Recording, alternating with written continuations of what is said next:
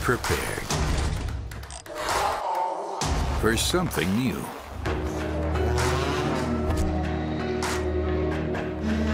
Everyone is different. So are you. Stay straight. No masquerades. Do things that you'll remember. You can push too far, but stay fair. Stay on track. Give it your all. Get to the bottom of things. Decide what's right. Don't believe in what the others do. Find it out for yourself. Be close to it all. Bring your heart along.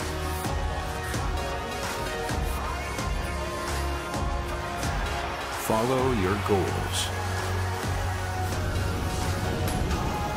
Reach for the stars. Turn the weekend into the loudest party of your life. Are you prepared? Hello everyone and welcome from the Norisring. It's the German Monaco, and indeed this is a fantastic race weekend. It's the fourth race weekend of the DTM season 2017, and we had a thrilling race yesterday, and we're sure that today is going to be just as exciting. And I'm here with Marco Wittmann, the reigning champion, and yesterday you ended on fourth place. Today, however, you're starting on P12, but nonetheless this is your home race. You've got your family here, you've got a lot of fans. So do you think that's going to give you an extra boost for the race? Yeah, I hope so. I mean, it's always great to come to Norisring. I mean, such a special track, but also all the fans are supporting me, standing behind me. I have my own fan club here, so it's just great. It's always nice to come here, and I hope it gives me a boost for the race. P12 is a starting place, so yeah, there should be some positions which we should gain. All right, well, best of luck, Marco. Thank you very much. And before we get into racing, let's have a look back at yesterday's race. Well, as you can see, the conditions that greeted the DTM drivers on this Norisring track were wet. And Bruno Spengler was the man that was able to take advantage of those challenging conditions even before they'd got into turn number one. The heavens really opening just ahead of the start of the race. And as you can see, there were clatters there for Mike Rockefeller and Timo Glock. And unfortunately, that would spell the end for some of the drivers.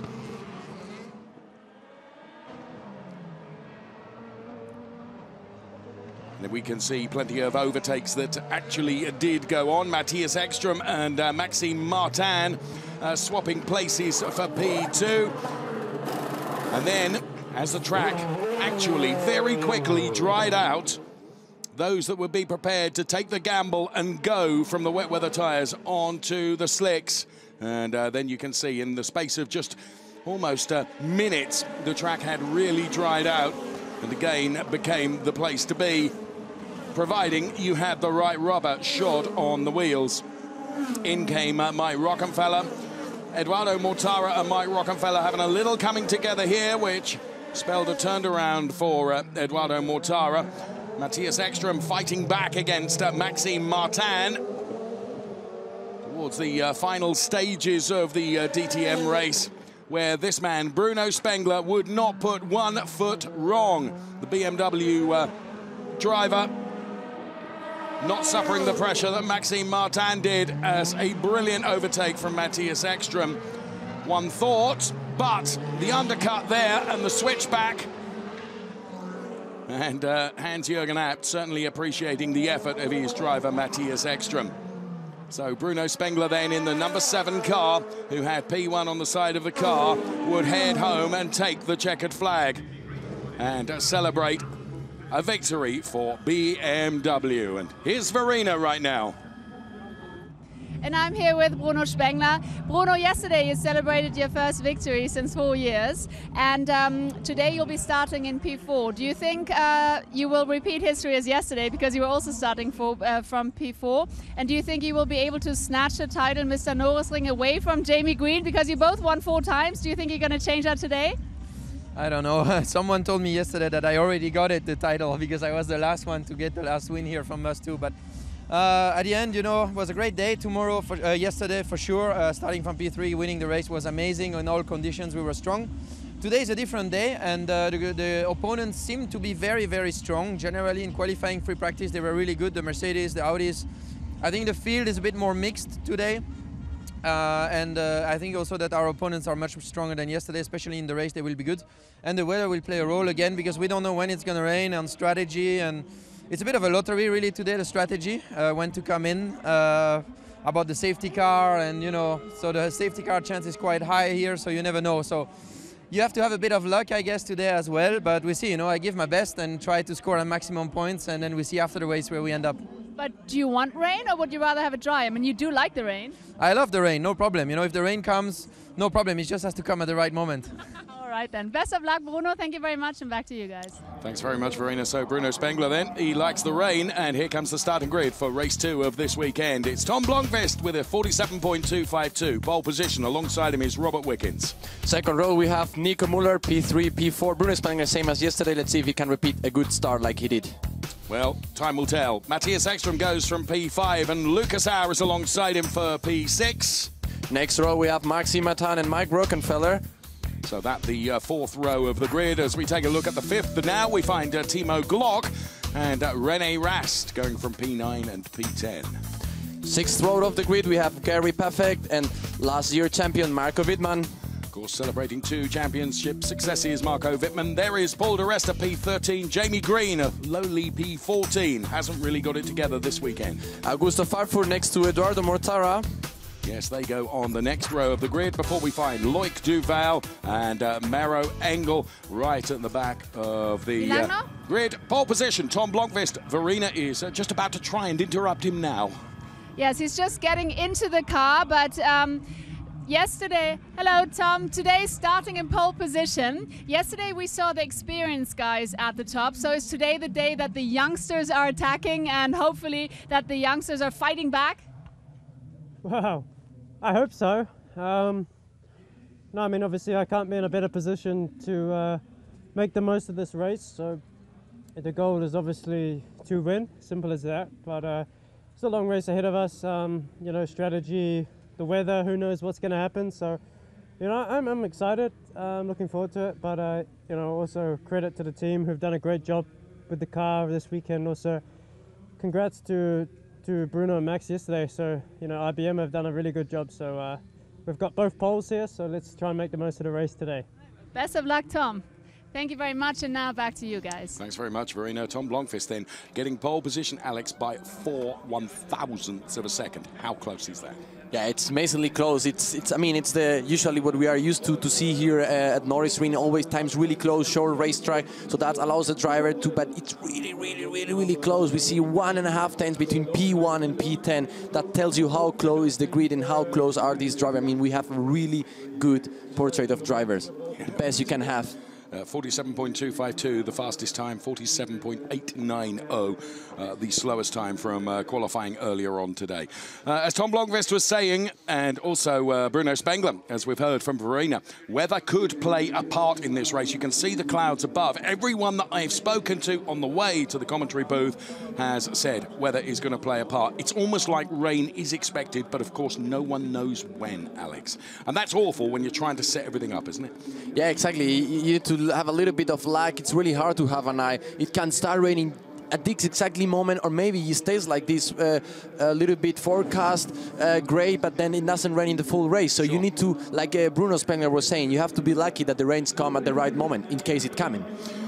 So the order then is Blomqvist, Wickens, Muller, Spengler, Ekström, and Lucas Auer, then the first 3 rows. And there is the Lucas Auer car. Of course, Lucas Auer, who led the championship for a little while. The championship now being led by Matthias Ekström. So Lucas Auer taking on some fluid ahead of the start of the race here at the Norisring. 55 minutes plus 1 lap.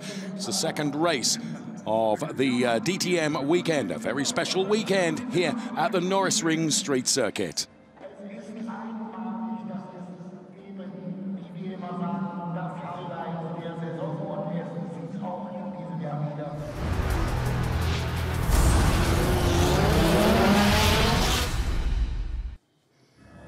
It is an incredible place, Norisring.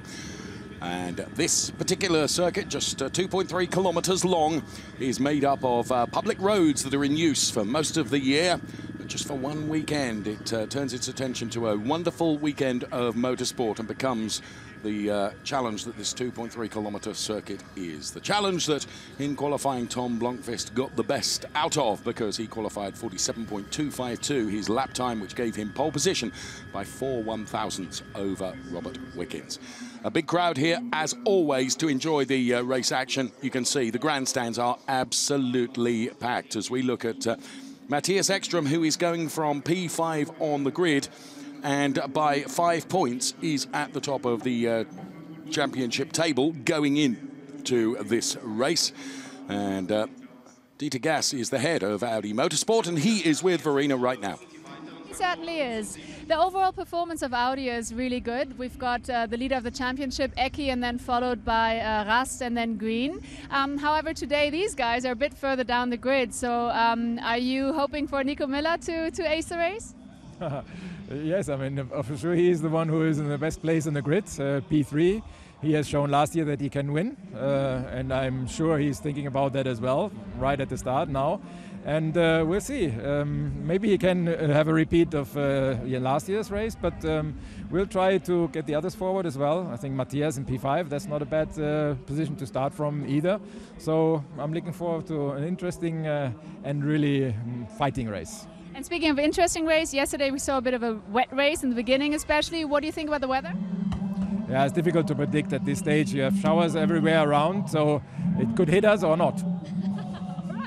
As unpredictable as a DTM can be. So thank you very much. Best of luck, Dieter Gass, and back to you.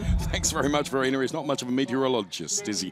He says, showers all around. They may hit, they may not. Well, Robert Wickens, we saw just a few moments ago, is P2. He's alongside Tom Blomqvist, but it's an offset grid here, isn't it, Alex, where the inside line, which is the one you need, actually belongs to the P2 driver. But of course, Tom Blomqvist will be further ahead on the grid than Robert Wickens, but he's very much on the outside. And that turn number 1 is a real pinch point as we look at the Drivers' Championship, and Matthias Ekström leading on 77 points over René Rast on 72. So yes, turn 1, a real pinch point.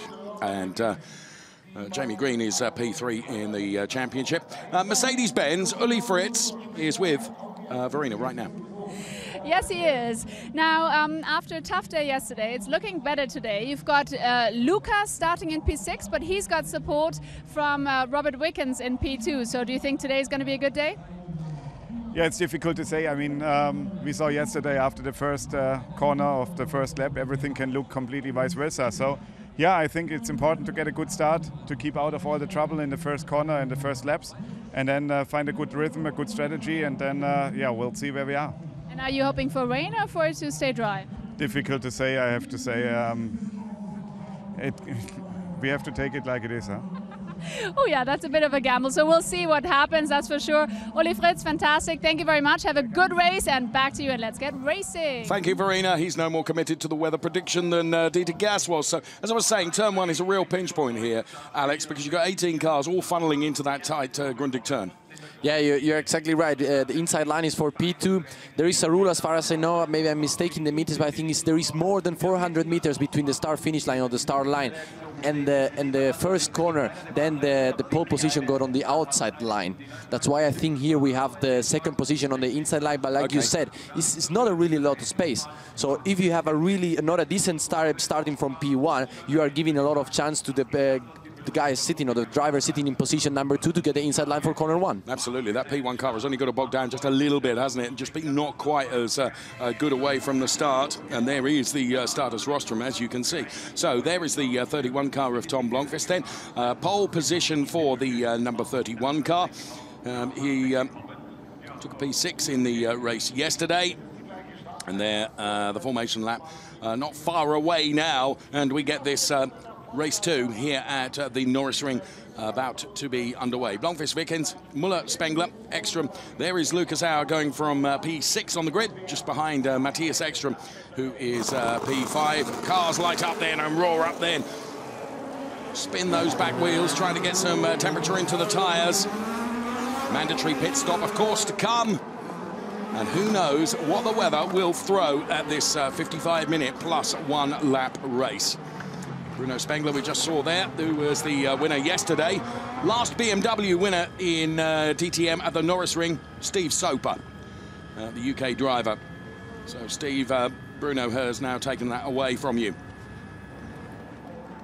So some great shots now as the cars make the way around this very tight 2.3-kilometre circuit ahead of the start of race 1. Phenomenal venue for the DTM race weekend here at the Norisring. All the cars weaving from side to side to try and generate some heat into those tyres. So could this be a complete reversal of the race that we saw yesterday, where of course everyone started on wet weather tyres and finished on slicks? Will it be completely reverse today, where everyone starts on slicks and then a shower comes down and everyone finishes the race on wets? Only time will tell. So the lap record now is 48.345 with Tom Blomqvist. It's the race lap record. And there, Tom Blomqvist lighting up the back end of the car. Air temperature 21.3 degrees. It's a 23.4 degrees for the track temperature. And as we saw yesterday, Blomqvist being guided into his pit box. 10, 9, 8, 7, 6, 5, 4, 3, 2, 1. And Matthias Ekström, stop. He's in his box. Into the garage as we go as the tension builds for Audi, for BMW, and of course for Mercedes-Benz ahead of the start of this race too. We await the green flag from the marshal at the rear once Maro Engel is into his grid box. Once we get that, the start sequence will be underway and this race will be on. So the engine note rises, the lights at the top right-hand screen. Off they go. And it's a good start from Robert Wickens.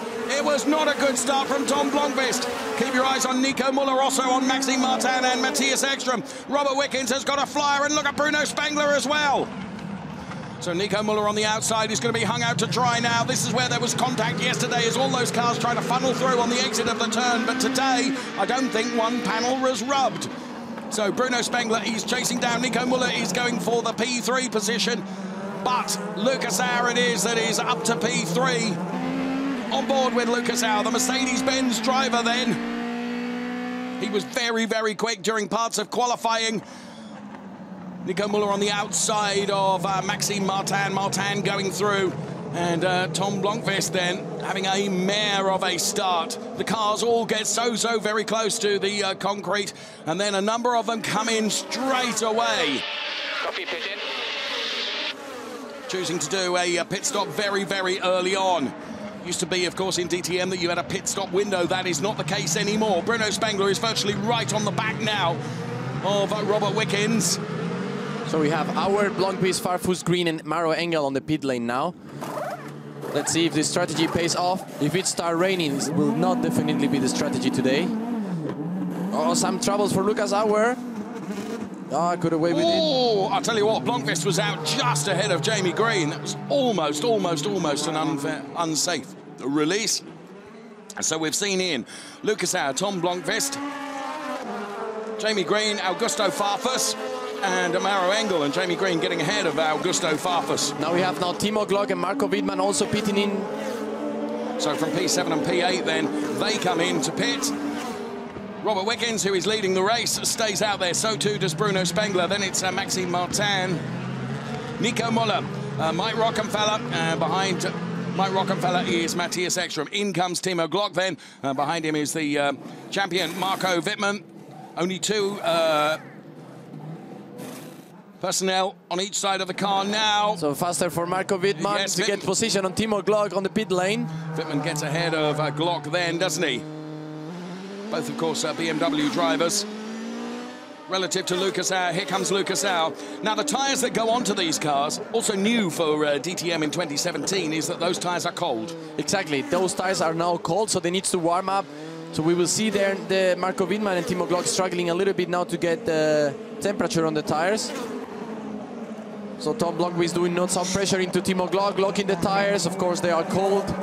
Through the Scholler S they go then. Jamie Green tucked in behind Tom Blomqvist at the moment in the number 53 car. Green, of course, one of those that's also been in. In fact, those that have been in: Glock, Wittmann, Auer, Blomqvist, Green, Farfus, and Merengel as well.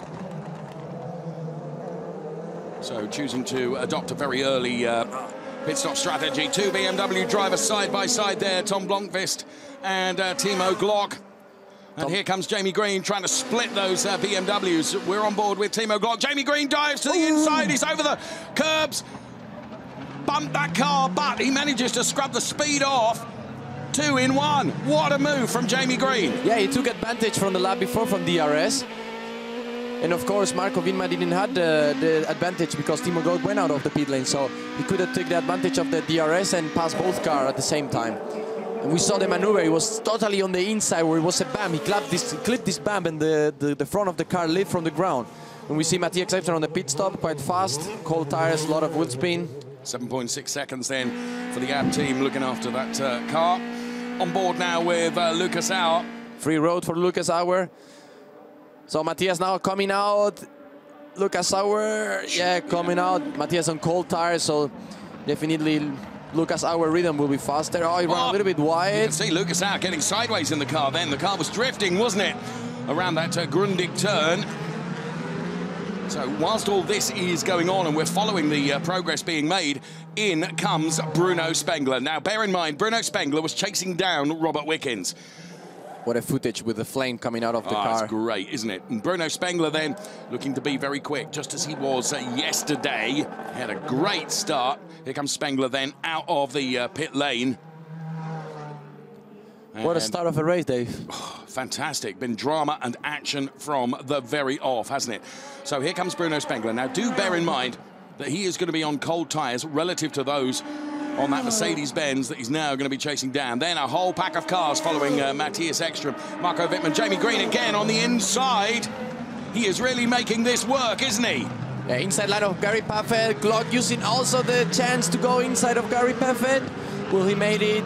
Garrett's tried to hold to the inside of the entry of the Schiller S. Yeah, he's on the good line. Will he, Timo, hold on the outside? Now into the second one as the good line. Gary now trying to come back, but Timo Glock has got his nose in front now. Surely he's got that job done. Augusto Farfus battling there with Tom Blomqvist just behind these two. Here's Lucas Auer then, who for the moment has not been able to get past Bruno Spengler. So, start-finish straight now. And here we pick the cars up once again. Lucas Auer to the outside, which is disadvantageous unless Bruno Spengler runs wide. Lucas Auer tries to get underneath the BMW. And he does look to have superior traction coming out. So now he needs to remain absolutely committed to this and keep his foot in. And we see Blomqvist fighting also with Augusto Farfus. They've been parallel for the last 3 corners. And Lucas Auer did get the job done. Yeah, I mean,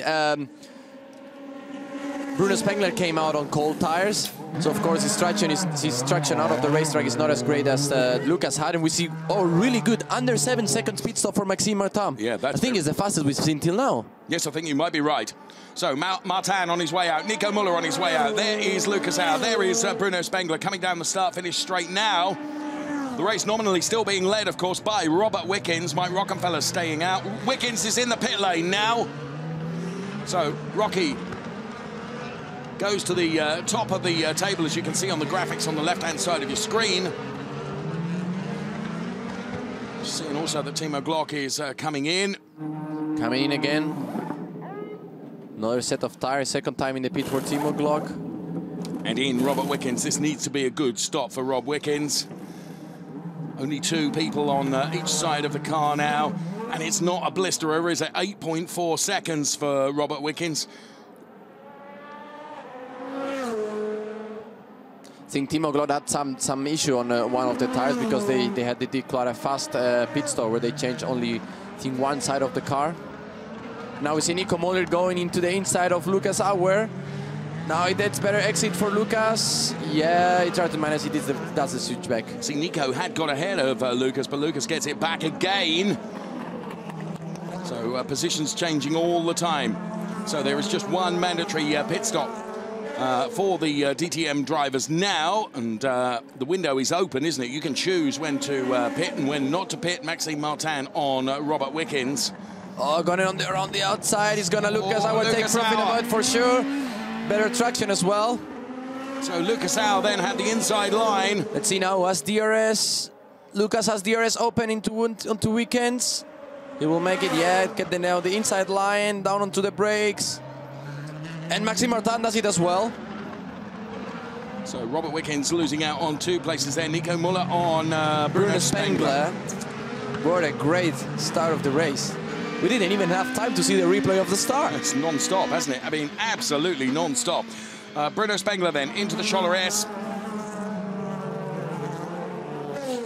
The only ones that haven't stopped are Paul de Resta, Eduardo Mortara and Loic Duval, who are now effectively P1, 2 and 3. There's Mike Rockefeller, there is René Rast. So Rocky 6.7 seconds, René Rast 6.4 for their pit stops. On board with René Rast now, making his way out of the pit lane. And here comes Lucas Auer screaming down the start-finish straight now in his Mercedes-Benz. On board with Lucas Auer, heavy braking into the first turn as Mike Rockefeller runs wide. René Rast also a little bit because, of course, they are on cold tyres. Marco Wittmann there on Matthias Ekström. And they're 3 abreast now with Jamie Green on the inside as we... Oh, there's a little bit of a tag there for Mike Rockefeller. Yeah, Lucas Auer trying to get past Rockefeller. He came with cold tires out of the pit lanes. Should not have much problem. Now Lucas braking exactly, has a better braking performance, braking on the line. And we have now under investigation the incident between Marco Wittmann and Matthias Ekström. We saw that just a couple of moments ago. We're on board with René Rast now, who's tucked in behind Maxime Martin. Here comes Lucas Auer. And Mike Rockefeller, then it's Maxime Martin. Lucas Auer really has got some pace here. Maxime Martin also around the outside of Mike Rockefeller. If he can scrub the speed off Bruno Spengler goes inside of Robert Wickens and make the... Yeah, push the beat a little bit. I will squeeze a little bit Robert Wickens and get the line. Get the inside line and get past him. Extraordinary racing that we're seeing. Extraordinary overtakes. Nico Muller and Marco Wittmann were side by side. There is Jamie Green. Matthias Ekström at the head of that little queue of cars. Let's go on board with Jamie Green as he comes off the tarmac onto the concrete paved area. Oh, this is fascinating stuff. I don't know where to look. Nico Muller under pressure now from the current DTM champion, Marco Augusto Wittmann. Farfus takes the chance and pass Gary Paffett in the inside on the break-in. Little bit of panel rubbing between the two of them, wasn't it? Augusto Farfus and Gary Paffett side by side now. And here comes Bruno Spengler and René Rast. Oh, lucky for Bruno Spengler with its rocket. Oh, squeezing on the outside. And René Rast will maybe get 2 positions. Not yet. Oh, stay on board with René Rast as they go in towards the Scholler S now. Behind them, Gary Paffett gets again the position on Augusto Farfus when we go in the Scholler S. You don't know which way to look, do you? No, I don't know. So much going on. On board with René Rast then. And Rast at the moment with the better of the Mercedes-Benz, chasing down the BMW, of course, of Bruno Spengler, who in turn is behind Mike Rockefeller. So DRS laps available, you can see in yellow on the left-hand side of your screen. Here's Mike Rockefeller and Bruno Spengler chasing down Mike Rockefeller, is trying to go to the inside. Mike Rockefeller makes sure that the Audi is as wide as possible. Bruno Spengler now dives to the inside. He's got to be really committed to this now. He's got better momentum out of the turn. As we saw also Nico Muller running right in the braking for corner 1. Scholler S, Mike Rockefeller on the inside line. Bruno Spengler still behind. René Rast had a better run. So also right behind, Spengler goes open on the DRS. Everyone with the DRS open except Mike Rockefeller, who is at the front. So he's He squeezed on the brake. Spengler, Wickens make it on the René Rast, up touch behind. So we're on board with René Rast now. He might be now getting attacked by Matthias Ekström. So Ekström and Rast to side by side. Both DRS open. 2 Audis together. Bruno Spengler now at the head of that little pack of cars. And Wickens, no. Augusto Farfus and Nico Muller. So in the front stay like it was. No change. So now we have Spengler, Rockefeller, Wickens, René Rast. There though. Matthias Ekström. Calm down. There's Lucas Auer. Of course, Paul de Resta, Eduardo Mortara and Loic Duval being shown as P1, 2 and 3. But bear in mind, those 3 drivers have not yet pitted. I've had a pit stop. Lucas Auer, you can see, is the first of the drivers that had been into the pits. So Mike Rockenfeller with Robert Wickens behind him now, and Paul di Resta now does come in, so we just await Eduardo Mortara and Loic Duval. And then normality will resume, one assumes. And all this fight allowed the pack to get closer and closer together, so now everyone is pretty much on DRS zone. All we need now is for the rain to start. Oh my goodness, man. Still want to see a replay of the start, but we had no chance. We've had no chance. So we see Paul di Resta, 9.4, oh, pretty slow. That was a slow one, wasn't it, for Paul di Resta? He makes his way back out now. Here comes Lucas Auer. Paul di Resta, of course, going to be on really, really cold tyres. Make sure you don't cross the yellow line, which delineates the pit lane exit. If you cross that, you get a penalty. You think maybe someone, like, for example, Mortara or Loic Duval, staying out in the track waiting for some rain? They're praying for rain, aren't they? Absolutely praying for rain. Look how close is this pack. So we have Rockenfeller, Wickens, Rast, Ekström, Wittmann, Green, Paffett, Augusto, Farfus, Tom Blomqvist. Everyone so close together. It's great. So here is Bruno Spengler, then victorious in the race yesterday. Had another blistering start today. He really has got the starts, what we would call sussed. Did a great job at the start. There's René Rast then in the Audi. See Paul di Resta continuing to weave to try and drive temperature into those tyres that have been replaced on his car. On board with Bruno Spengler now. And Jamie Green goes through. No, I think he was defending. Paffett was already behind. But look, we have only 15 minutes of race, and Jamie Green has only 5 DRS left.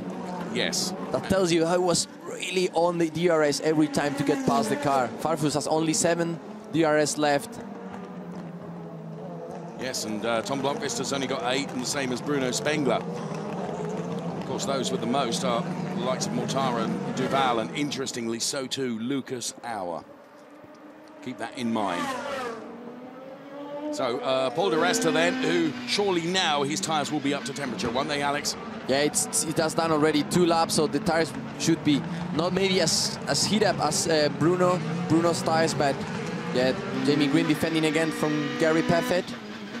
So but we have here the fighting for the 5th position of the race at the moment. We still need to... Oh, Mortara is in the pit at the moment. Loic Duval isn't, though, so Duval stays out. So Loic Duval is leading the race, effectively. Here's Paul di Resta then, and... so this is theoretically a fight for P3 at the race at the moment, between Paul di Resta and Bruno Spengler. So Loic Duval is indeed the only car that he is yet to pit, which means the race is between Lucas Auer, Maxime Martin. And Maxime Martin is attacking Lucas Auer. Yeah, look at it. Indeed he is. The Mercedes coming under threat from the BMW behind. Here comes Maxime Martin then. So Lucas Auer using everything he can to try and defend against Maxime Martin. Mortara is struggling to heat up those tires, trying to push as much as he can to keep that podium position. And they both, interestingly, have a similar number of DRS laps available to them, 16 and 15 respectively. Bruno Spengler on the back of Paul di Resta, then it's Mike Rockenfeller and Robert Wickens. So these two really have broken away, haven't they? Lucas Auer and Maxime Martin. Maxime Martin, DRS open, trying the outside line on the braking. Lucas Auer stopping the car, locking a little bit on the rear. He's going wide. Not wide enough. He's Paffett pushing. It was, excuse me, on the back was Bruno Spengler pushing on Paul di Resta. Yeah, he got past Paul di Resta. So Bruno Spengler has got ahead of the Mercedes of Paul di Resta. So with Loic Duval still to come in for his pit stop, effectively this is the race for the lead of the race, isn't it, between Lucas Auer and Maxime Martin. And they both have similar numbers of DRS left. In fact, Lucas Auer has got 2 more laps relative to Maxime Martin. Here comes the replay then of Bruno Spengler on Paul di Resta. Paul went to turn in, realised the hole that he wanted to turn into was full. of that car. Same repetition. It's not a replay, it's the same. No. It's the same like before. Lucas defending on the inside and Maxime Martin attacking on the outside. So let's see the DRS. Yeah, we still have plenty of laps with DRS for these two drivers.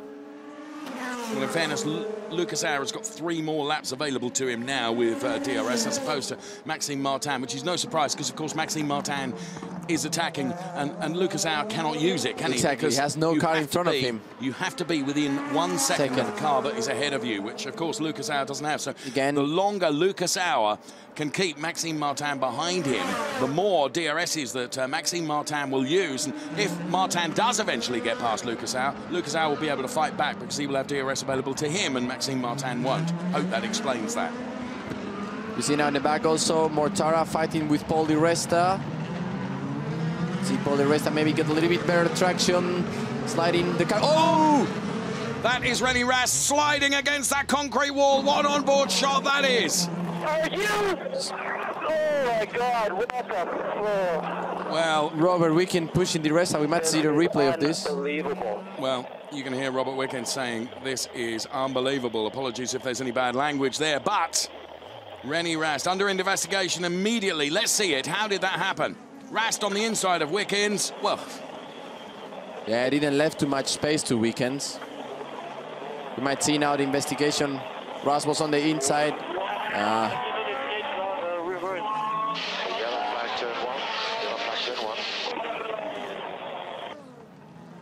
So dragged along the concrete there, the car of René Rast and Robert Wickens. So we have safety car now, which is gonna... Again, otherwise switch off. Well, safety car is deployed, so everything will get packed again. So this is gonna get really, really, really interesting. So safety car now is... We're just missing the rain to get it at the maximum point. Absolutely. Still want to see the replay of the... Remarkably, Rast's car, mind you, it only slid the front end along the concrete wall, didn't it? The safety car has been deployed. Safety car is deployed. Check the tire pressures and over the car. Not in the best of shapes, I would have thought, but... And try to catch the group. So, Wickens and Timo Glock getting down safe and lap it. So, first time we've been able to show you the replay of the start. Talk us through this, Alex. So we saw Tom Blomqvist. He got a really good jump out of the start, but I think he was too good and had some wheel spin that caused him to be so slow, let's say, on his launch out of the box. Then we saw really good start from Robert Wickens. Nico Müller trying the outside line, holding really well, and Lucas Auer really intelligently. He got his inside line, stopped the car, rotated. Yes. And stood in third position. We see now Bruno Spengler. Which for me was the best start of the lot, Bruno Spengler. Look at this.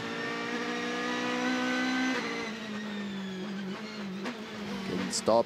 So René Rast now into the traffic jam. Some loft ups, of course. Always steer on power.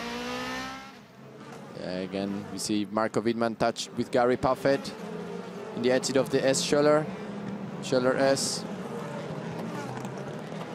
So great that we can see all these sort of replays of what happened at the very start, because truthfully, we've hardly been able to take a breath since the start of the race. So safety car deployed. Logdwall still leading the race. Yes, he is. No pitted.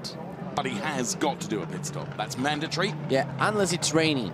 Now it's really hard for him because if he pits now, it's all the pack together. Yes. So all the advantage he has because everyone was pitting, it's gone. Yes. It's really gone. So, as I said, Loïc Duval has got to pit. On board with Lucas Auer. The only thing can happen if it's come raining. Yes. It's train coming then. He still might have the chance to go back into the race. So effectively then, with the safety car out, that bunches everyone together. Do you still have the alarm, René? What is the alarm now? What a start of a race.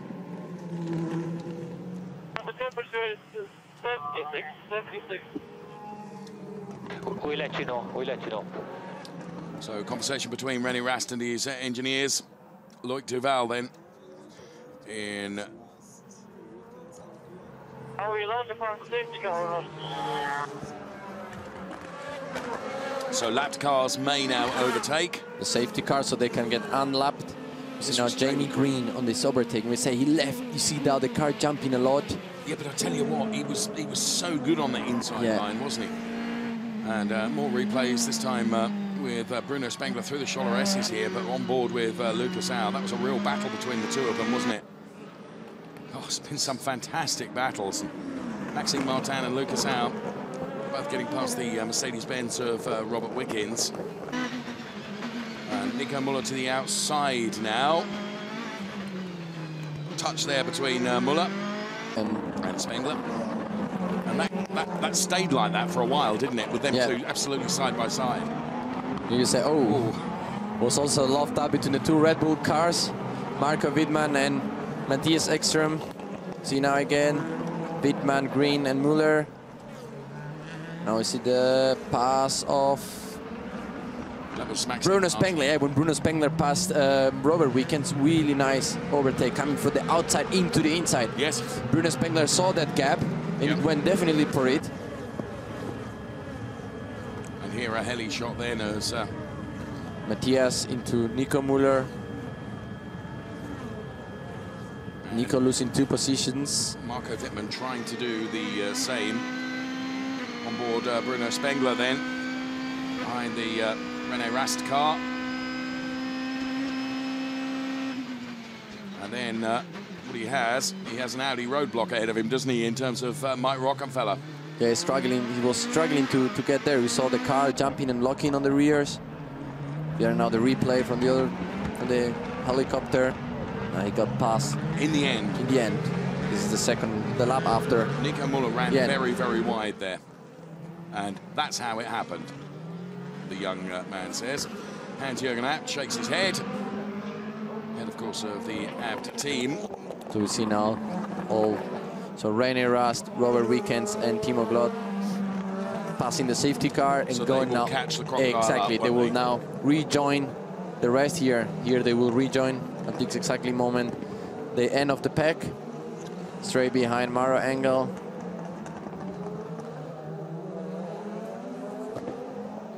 Right, safety car is coming in this lap. Loic Duval will be leading the race, but Loic Duval has to come in for a pit stop, which means that effectively the race leader will be Lucas Auer, Maxime Martin, Bruno Spengler, Eduardo Mortara, then it'll be Paul di Resta, Mike Rockenfeller, Matthias Ekström, Marco Wittmann and Jamie Green, with Gary Paffett bringing up the 10th spot. Tell you what, Alex, alongside me, you can look at race 1 for DTM, but there's no way you could look at race 1 and think that gives you any indication whatsoever of how race 2 is going to pan out. So everyone warming up their tires. Virtually our leader of the race is Lucas Auer. Oh, and now this Loic Duval, it's slowing down too much. Well, no, because of course these true. It's the side-by-side restart from a safety car, which we absolutely love. Talk about driving entertainment value into the DTM as the cars go side by side. It will be the responsibility of Loic Duval and Lucas Auer to control the pace of this restart. Bruno Spengler, of course, will be hoping to take advantage. So too will Maxime Martin. Lucas Auer really needs to be on his mettle here. So Loic Duval just marginally ahead of Lucas Auer as they approach the timing line now. We go green now. So Loic Duval goes for it. Lucas Auer needs to decide whether to stay outside or tuck into the inside. But Lucas Auer better on the brakes, but Loic Duval has the inside line. It's knocking, so it's going to be bad for Lucas Auer, and Maxime Martin gets the inside line. So all of a sudden now, Martin and Loic Duval are battling, and Bruno Spengler was able to take advantage of that as well.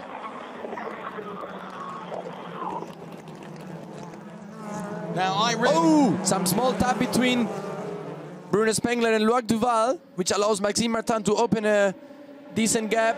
And that also allows Lucas Auer back into this battle. Mortara defending from Paul di Resta, Loic Duval locking. Wittmann on the inside line of Mortara, Mortara on the inside line of Paul di Resta. Mortara touching a little bit the wall on the outside. So here comes Lucas Auer then. Oh, no! Bruno Spengler with a puncture then. You heard it on team radio. That means Lucas Auer's going to come through. So too Marco Wittmann. Here comes Matthias Ekström. So now Lucas Auer can chase down Maxime Martin. Bruno Spengler with a puncture then. Lock in the tire, of course. What an unfortunate start for Bruno Spengler. Was doing such an amazing job. Oh, and Nico Müller very nearly into the back of Bruno Spengler, who, of course, is slow. Marco Wittmann fancying his chances against the Mercedes-Benz of Lucas Auer that's ahead of him. They both rub so close to the concrete, but this is our race leader, Maxime Martin, then. But 5 more DRS laps available to Lucas Auer. Jamie Green and Gary Paffett absolutely side by side. Once again, we're on board with Jamie Green, who's been preferring the inside line. Oh, no! That is a huge impact. That's a really nasty impact. We will send you out again. We will send you out again. We have another safety car for sure. That's absolutely. That was a huge impact. Hope he's coming out of the car. Are you okay? Gary? Mike, are you okay? In comes Bruno Spengler. So we heard small "I'm okay" from Gary Paffett, so we hope he's okay. Are you okay, Gary? So how did this happen? Are you okay? It hurts, but I think I'm okay. It hurts, but I think I'm okay. I think I'm okay. Well, and Mike Rockefeller was just an innocent bystander there, but in fairness, Gary could do absolutely nothing, could he? And once again, on the team radio, Gary Paffett 1, 2, 3, Mike. fired so hard into those Armco barriers. Just hope Mike it's okay. It's not really answering the radio. So we heard Gary Paffett, it's okay. Let's see. So everyone looks on. That was a horror, wasn't it? That was a Mike, horrible follow around, crash. Mike. Mike is sitting out of the car. I think he's okay. Looks he's okay. He jumped out of the car. Uli Fritz and Dieter Gas. We have red flag. Red flag. Uli Fritz and Dieter Gas, respectively. Of course, the boss of those manufacturers, Mercedes-Benz and Audi. Nobody ever wants to see that. My goodness me. Now, we saw a replay of the incident, and Gary was battling with Jamie Green. But in fairness, it just looked like the back end of the car let go. Yeah. You know, before we make any comment, we want to know that the drivers are okay, and then we'll take another look at the replays, I am sure. But let's just make sure that the drivers are all absolutely fine before we make any comment whatsoever. So race has been red flagged. We heard on the team radio, we can see Mike Rockefeller is out of the car. Stretching himself. Gary Paffett, we also heard on the team radio, who said it hurts. But he seems it's okay. So Mr. Mercer, disappointed of course. Nothing Mike Rockefeller could do, was a passenger of the situation, let's say. Yes, absolutely. So we see now... Now, you just look here. Now, I think the back end of Gary's car was moving. Yeah, I think Jamie Green squeezed a little bit to the left, and this is a place where it's pretty bumpy and it's pretty dirty. And Gary just lost the rear of the car. I mean, they are approaching so fast. They are 230 kilometers an hour. And of course, it's nothing you can do. Oh, and he's lost. Out of control, and of course he missed Augusto Farfus by an inch. We see now the door even of Mike is out. Yeah. What a crash. Hope Gary Paffett it's okay. And we see now Jamie Green turning in. Look at that impact. And of course, it's right into driver's side, isn't it? Yeah. Now, of course, the safety integrity of these cars is remarkable, which is why you've seen Mike Rockefeller out of the car straight away, and there he is. Going to be blooming sore, though, and the applause to see Mike Rockefeller out of the car that you can almost hear from the thousands and thousands of fans that are here. See now, Gary, it's also coming on its own feet. Great news. Best thing we can see, we can hear, of course. A little bit hurt. Gary Paffett and Mike Rockefeller both out of the cars. Thank goodness for that. Uli Fritz looks on very, very concerned, of course. Medical team down there to look after both the drivers, and straight away they are being very well looked after. Mike Rockefeller sitting down now and will be attended to by everyone there. To be fair to Gary, absolutely nothing he could do. No, not really. He was totally passenger of the situation, really unlucky. And like we saw, I think if we have another replay, just Jamie Green squeezed a little bit to the left, touched Gary. Gary lost a little bit the rear. Do you think there was a touch there? I'm not convinced there was. We need to check. I mean, it's under investigation. That's why I want to see another replay, maybe from a helicopter angle. That would be really nice. So of course the ambulance. Well, the ambulance there with the sirens and lights going, but let me just reassure you once again that both Mike Rockenfeller and Gary Paffett, as you can see, out of their cars, and they're going to go off to the medical centre to be properly checked over. But both of them out of their cars, and that is so reassuring to see after such an impact. You can see that Gary Paffett's car is utterly destroyed. Dieter Gas is the Audi boss. Whatever must he be thinking at the moment? He's with Verena now. I think all of our hearts just stopped for a second. That was a really huge impact when Paffett hit Rockenfeller. There was nothing, I guess, he could do. We just saw Rocky getting out of the car. Can you tell us anything about how he's feeling? I mean, obviously he can't walk. Yeah, I mean, he disconnected the radio straight away to get out of the car, so we didn't hear him say anything. All I've seen is what I've seen on the TV screens, that he was limping. I think probably on the left foot something. We need to see what the hospital is going to say. It's a huge impact, we could see that, but I guess at this point it's also got to be said how safe the DTM really is, right? Yeah, I mean, luckily safety is priority one for everything. We have a very good concept there with the monocoques that everybody is using. And I think in an accident like that, you're really happy that the priority is put in the right way. Absolutely. Thank you very much, Dieter Gas. Back to you, and I'm going to try to grab somebody from Mercedes-Benz. Well done, Verena, and thank you very much for getting Dieter Gas. But to reinforce what Verena was saying there, thankfully, both Mike and Gary out of the cars. And, well, we've just seen another replay. And you know, perhaps there was a touch between Jamie Green and Gary Paffett. I think Jamie squeezed a little bit to the left, and then the situation where Gary Paffett is, which is the dirt tricky, and it's really tricky as well because so bumpy. We saw already cars in that part of the racetrack lifting up the front of the car. Yes. So maybe it got a little bit unsettled, and then he lost the car. And the problem is you are 230, 235 kilometers an hour, and it goes so fast. There is nothing you can do. Mike and Gary then being attended to by, of course, the medical professionals that are here on site, as you would expect. And the rest of the drivers out of their cars then on the starting grid. The incident between car 53 and car number 2, which is Jamie Green and Gary Paffett, will be reported to the stewards of the meeting. Uli Fritz is the boss of Mercedes-Benz. Very well done, Verena. She's got hold of him straight away. Uli Fritz, that was a very scary moment we just had there. First question, of course, how is Gary Paffett doing? Have you heard anything? Yeah, he came on the radio directly and said he feels good. He just has some pain on the arm, I think. So we'll find out and take him to hospital, I think, to find out what is wrong with him. But yeah, that was a hard impact, I have to say. Absolutely. The first thing we heard over the radio, I think, was that he said it hurts. So we'll see how he's doing then. But let's talk about the safety in the DTM, because it was a very hard impact, as you said. But luckily, the DTM is a very, very safe thing. Yeah, absolutely. I mean, the cars are at the highest standard you can imagine. And yeah, but motorsport is still dangerous, and you never know. You know, you have to have this respect. And today proved us that the safety standards in DTM is quite high. But yeah, you cannot take that for granted. Definitely not. Thank you very much, Uli Fritz. Back to you.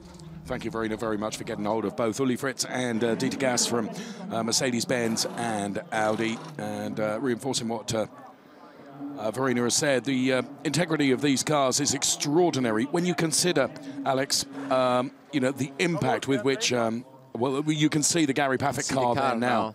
It's totally front part of the car is completely destroyed, and the rear as well. It's nothing left on the rear. Everything is totally broken. But you see this monocoque, this carbon fiber shell the drivers have. It's totally in one place, in one piece. So this is the important thing. This is that has to stay totally fixed, and nothing should break down.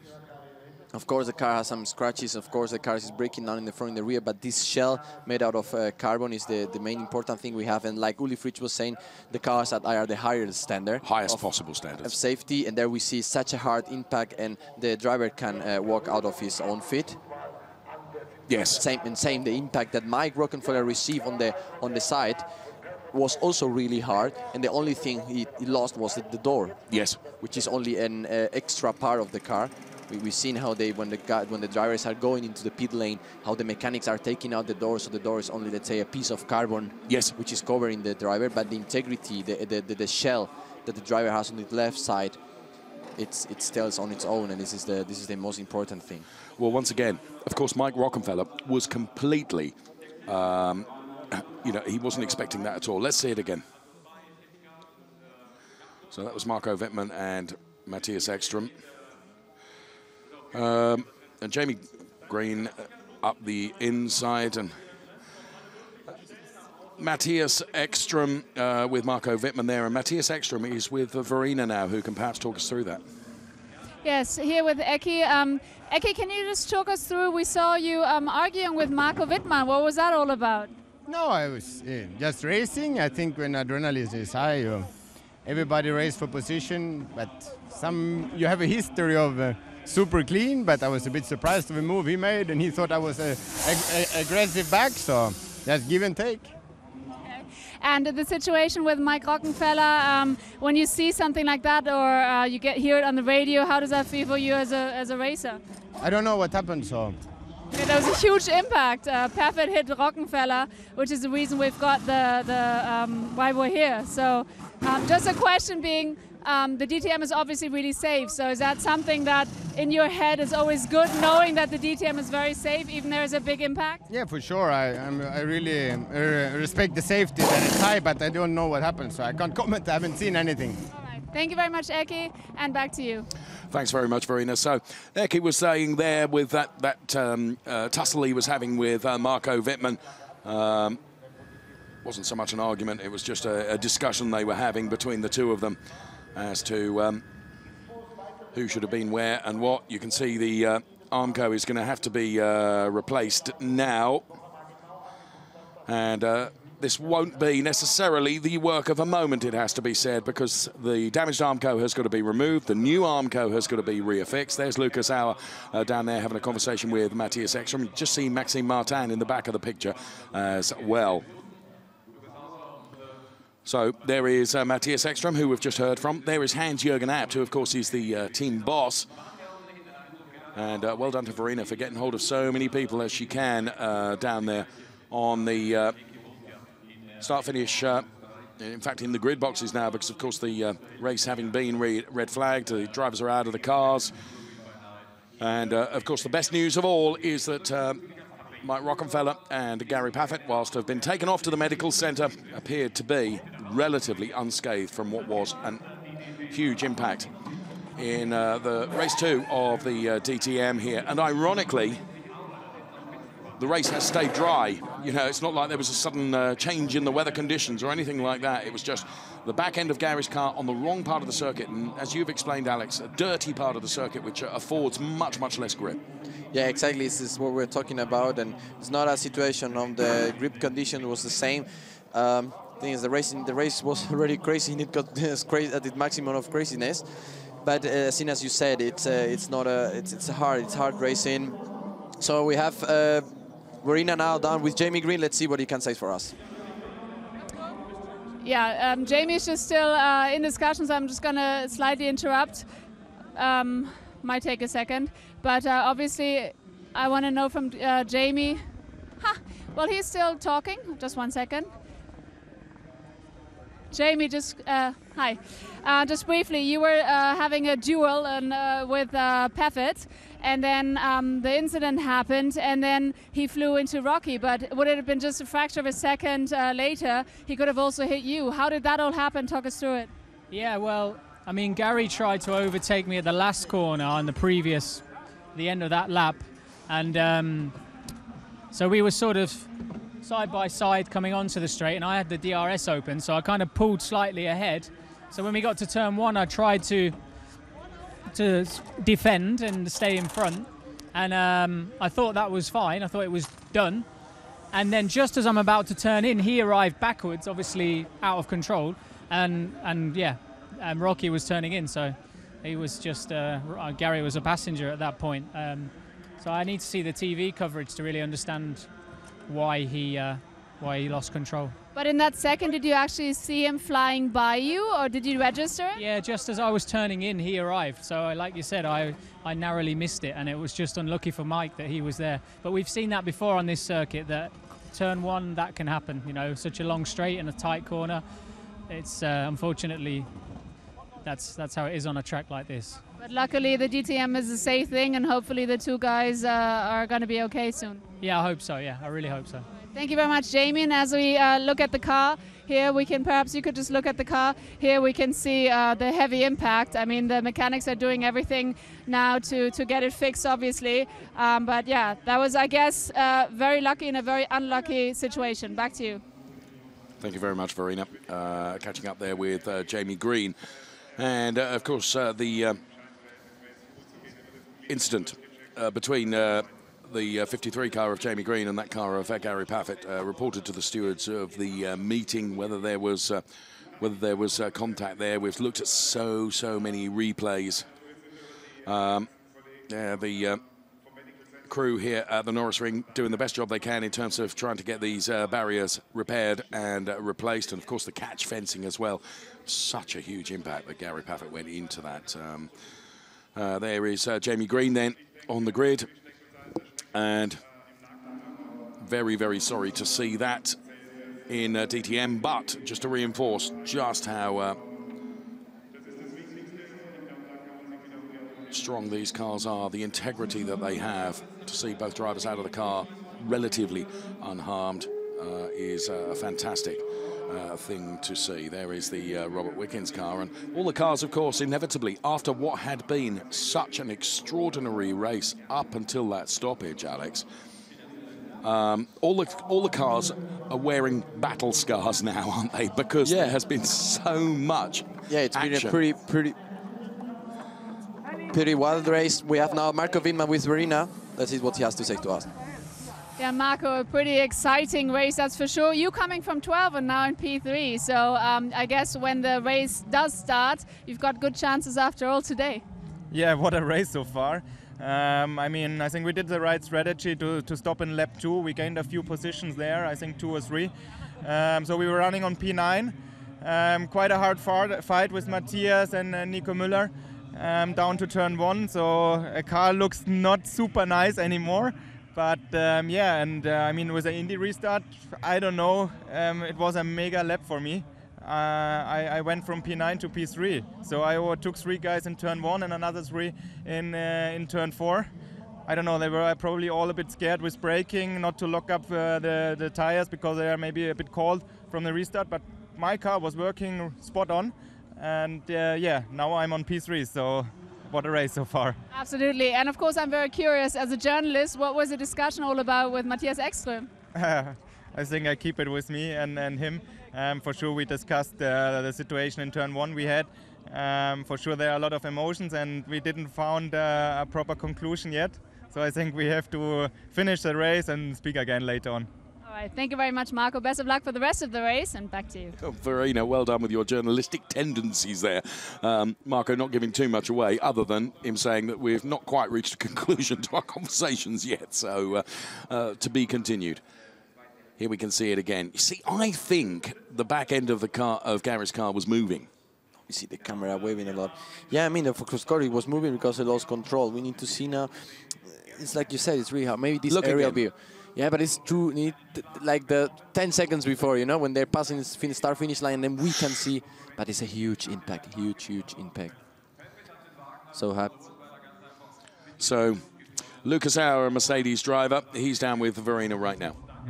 Lucas, you're looking pretty relaxed considering the fact what happened. It was a very exciting race, and coming from P6, you fought your way all the way to the front to P2. I guess now you've got to get a really good and clean restart.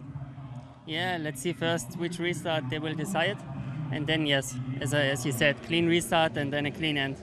And what is it like, I mean, a race like this being interrupted in the middle because of the heavy accident? What is it like for you? I mean, you were all focused and now you've got long pause and then you've got to be all under adrenaline again and get restarted. Yeah, difficult, not easy, especially I think on the mentally side. So let's see how we all are doing. All right, thank you very much, best of luck, and back to you. Thank you, Verena. So Lucas Auer then looking very chilled and relaxed, but as he says, you know, your adrenaline is pumping because you're in the race, and then it gets brought to a stop, and you start to relax again. You've got to get all fired up once the restart does happen. And as soon as we have any information of that, of course, we will bring that to you. There is the Bruno Spengler car. And Bruno Spengler down there. Maxime Martin is the leader of the race, and he's with Verena now. The man of the day from P7 to P1. That's fantastic. So, I mean, now you're in the best position. How do you see it? I mean, now we're going to do a restart. That's going to be absolutely crucial. Yeah, definitely. The restart will be crucial, but yeah, it has been a really tough first half of the race. It's hard. It's quite some fun, but yeah, it's still long, only half of the race, so still a long way to go. But we keep pushing and see where we can end. Best of luck. Thank you very much. And back to you. Thank you, Verena. So various shots then that we can see. This was Lucas Auer, Bruno Spengler to the outside. And, well, Marco Wittmann on the inside there. And we're on board with Bruno Spengler now. Contact there with the number 77 car of Loic Duval. And parts of Bruno Spengler's car dragging because, of course, Bruno Spengler picked up a puncture. And there we can see Bruno Spengler. Whew. Says it all, really, that facial expression, doesn't it? And there two live pictures of Bruno down there on the grid, who, of course, finds himself in P15 now because to come in and have that punctured tyre replaced. Just interesting. I wonder whether Bruno Spengler is just looking at the big screen or whether he's looking at the sky to see whether the forecast rain is coming. So there is Lucas Auer talking to the head of the ITR, Gerhard Berger. Of course, it's uncle talking to nephew. Family meeting. And the team here at the Norisring working hard. So we are being told that potentially another 12 minutes before the race will restart. Yeah, so we're talking, Dave.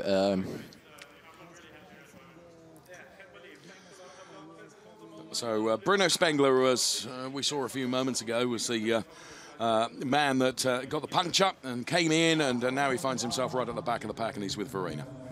Yeah, when I read your face, Bruno, you seem very devastated. It was going absolutely excellent for you all the way, you know, in the front, doing really, really well. And then after the restart, you got a puncture because of the incident with Duval. Now starting or doing the restart from P15. So do you have a good strategy? Are you waiting for rain, hoping for a miracle? How's it going? What's going on in your head? I don't know. I think we need a miracle now. First of all, we have to see if the race starts again. I don't know. And then the second thing is, yeah, it's very disappointed because, I mean, Loic was not in the race. He didn't do his pit stop, and he was just all over the place and being at the wrong place and closing the door on me at turn 3, although I was on the inside. And unfortunately, after the contact, my tire blew. So I did one more lap and then had to come in. And that costed my race pretty much. But we see. If the race starts again, maybe there's chances for something. I will try my best. And what is the situation at the moment? You said if the race even restarts. Do you have any info? No, at the moment I have no info, but they are still repairing and it takes a long time and I don't know what's going to happen really. All right, so I just heard in around 10 minutes it is going to start, so you're hoping for a good strategy then? Yeah, well, the strategy is just to try and stay on track and overtake cars and come in the points. There's not much more to do, unfortunately, from there. Thank you, Bruno. Best of luck. Back to you. Thanks very much, Verena. Well, Bruno, clearly everything against him in terms of achieving the same result that he had yesterday. Maxime Martin there in conversation with Jens Marquardt, the head of BMW. There's Eduardo Mortara in conversation as well, and talking about what's happened in the race thus far. Well, it's a race where we've hardly been able to take a breath, truthfully. There has been so much going on. And Lucas Auer also in conversation. Of course, our thoughts remain with Mike Rockenfeller and Gary Paffett, who we've seen taken off to the medical centre. Both drivers appearing to be absolutely fine. exception of being very, very sore, which is hardly surprising after that huge impact. Any information that we get, of course, we will bring that to you. There is Matthias Ekström, and there is Gerhard Berger in conversation with Augusto Farfus, the BMW driver. So Robert Wickens from P2 to 11 at the moment. He's with Verena now. Yes, he certainly is. Robert, what a day today. You were starting in B2, it was looking really, really good, and then you had the attack from René Rast. Remember the picture, and now you're on P11. So, I mean, the race is not over yet. Hopefully in around 8 minutes it's going to restart. What are you going to do? Hopefully manage to bring my car home. I mean, after the start and after the first couple laps, this is not how I expected my race to go, that's for sure. But I don't know. I don't know what happened during the pit sequence. I was driving well. I felt like everything was pretty much under control. I had the pit stop, and then suddenly I cycled through in like P8 or P9 or something. So, and then, yeah, René put me into the wall on the exit of turn 1, completely damaged both of our cars. I was able to continue somewhat, and yeah, and after the safety car restart, it was chaos. So just hope Gary's okay. My team tells me he is, but yeah, I don't know. It's a bit chaotic at the moment. Absolutely, it's a jungle out there, that's for sure. What is it like for a driver? I mean, you've got the start, you've got to hang around, wait, hope that all the cars are going to be repaired soon and everything. What is that like to get psyched again for the race then? I don't know, a little cold at the moment, to be honest, because you're all kind of sweaty from the race, and now you're out of the car standing around. So I'm going to get back in. I think it's like 8 minutes until it starts again. See if we can score points. Well, best of luck for that, and we just got the info that both drivers are okay, so that is good, I guess, and back to you. Yes, thank you, Verena. Yes, we've just had the same info that both drivers are okay. Now, it's going to be behind the safety car, but it's not going to be a side-by-side restart to the race. We are being told as well. That's the information we have on our information screen here in our commentary position. As crash helmets go back on, and we perhaps get towards a restart of this race. The clock was stopped at 25.04. It's not to say that we'll get 25 minutes of racing. The clock could be reset. We have no information on that at the moment, but their confirmation on the screen, safety car no, Indianapolis-style restart, so the cars will not be side by side as Lucas Auer's crash helmet goes on. Just behind him there is Thomas from Hankook Tires. So, public is delighted for the restart. Yes, of course. We are also delighted. We want to see more racing like we've seen before, but no crashes, please. No, of course not. But it's reassuring that both Mike Rockenfeller and Gary Pafford is being reported by their teams as being okay. The head of the ITR is Mr. Gerhard Berger. He's with Verena now. Yes, he is. Mr. Berger, now we saw really exciting racing today here. We've got full house at the Norisring, but then we also saw a pretty heavy crash. So I guess at that point, one thing we can say is definitely the DTM is very safe. Well, yes, it's great to have such a performance in the chassis, and we know it's very, very safe. And it proved today, very high-speed accident. I think it's 270 Ks when he had his impact. And yes, we have to see if Rockefeller is okay on his leg, but otherwise everything, I think, went as good as it could. But outside of this, I mean, you cannot see better racing than we see today. Absolutely. And for the restart, what are you expecting? What are you hoping for? Well, I always hope for action, but let's see if we can finish the race in a good way. I still think it's open, completely open. We don't know who's going to be the leader in the end. And again, for the fans, great show. Absolutely. Gerhard Berger, thank you very much, and back to you. Thank you very much. So I'm the chairman of the DTR then, and the ITR organisation which runs the DTM, Mr. Gerhard Berger, talking to Verena, and onboard shots there from René Rast in replay, and Bruno Spengler and Robert Wickens. There were many contacts during the course of the race, that's for sure. Yeah, that's a moment where Bruno Spengler sneaked into the inside of Robert Wickens. You have not Timo Glock. Yeah, when Jamie Green did the double overtaking maneuver into Timo Glock and Tom Blomqvist. Plenty of bits of debris laying across the track as well. Here, Jamie Green and now we have again the repetition, the replay of the crash from Gary Pafford into Mike Rockenfeller. So just to reassure and remind that the information we have from both Mercedes and Audi is that both Gary and Mike are relatively okay, which is the most important thing. And Gary Paffett was involved in plenty of the race action that went before the stop. So barrier is repaired. Well done, team. You've done a great job, and very quickly as well. And suitably applauded by the huge number of fans here. I think 125,000 heard. Over the course of the weekend. Yeah, extraordinary, yeah. Really good numbers. Yeah, like Gerhard Berger was saying, we cannot have better show. No, the racing has been phenomenal. DTM is so very exciting. And part of the excitement is the fact that restart at 6:25 p.m. So we are just done. 5 minutes. And we're going to run with 25 minutes of racing at 6:25. So, yeah, the one thing, again, that reinforces how the DTM is so entertaining is because you just cannot look at this race 1 before race 2 and think, oh, well, race 1 has given us the result of race 2. Far from it. It's completely mixed up. And we see that actually across the free practice sessions, across qualifying, let alone the races. So safety car then, no Indianapolis restart. That basically means that the cars are not going to be side by side. Exactly, Dave. We're just going to have a classic one, let's say, where fans were used to in the past year. One car behind the other one. And then we will get undergo. Yeah, like you were saying, it's so close. We have BMW, Mercedes, BMW, Audi, Mercedes, BMW, it's Audi. It's mixed. All brands are in the top 10. And not only once, various time. So each brand is represented in the top 5, top 4. So we cannot have better racing. There is the Marco Wittmann car. Marco Wittmann, the current DTM champion, of course.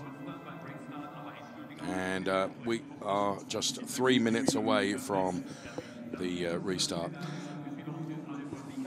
The information we're hearing from Mercedes, thank you, Sebastian, is that Gary has just got bruising. It's just bruising for Gary Paffett. Once we've had the information from Audi, we will bring that to you as well. So the race fans here who've been treated to, well, a truly remarkable race thus far, with 25 minutes of the race still to come. Leader of the race is Maxime Martin with Lucas Auer P2, Marco Wittmann is P3, Matthias Ekström is P4.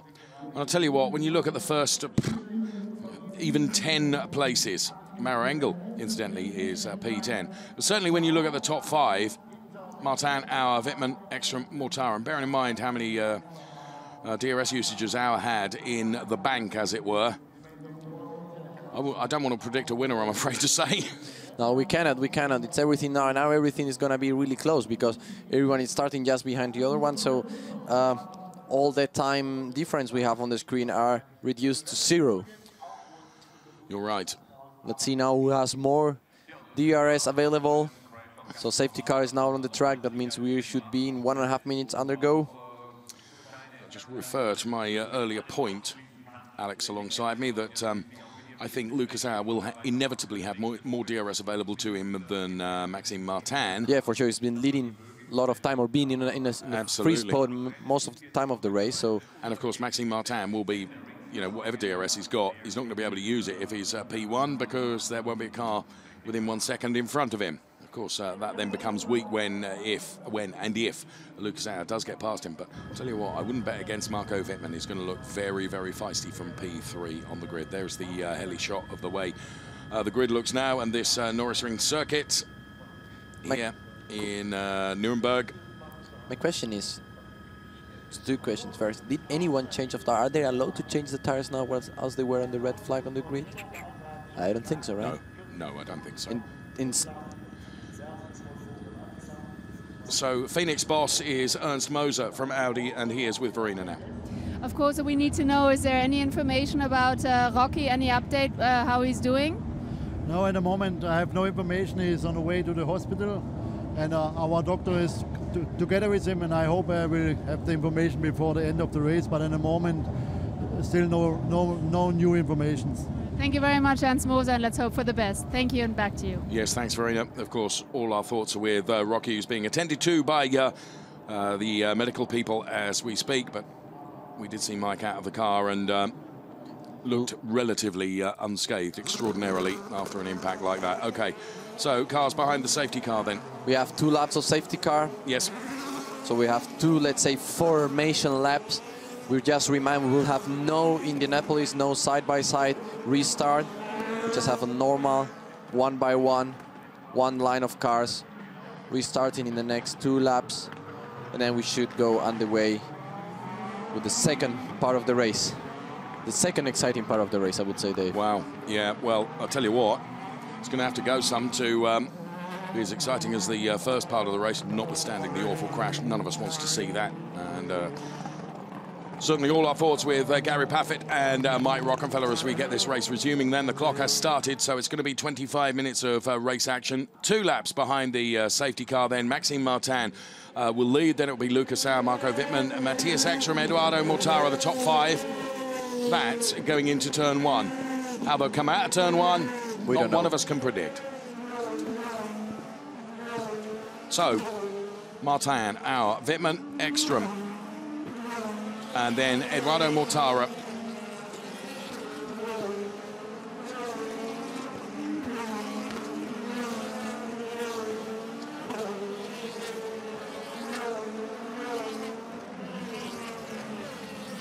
So the cars then on the second of their warming up laps.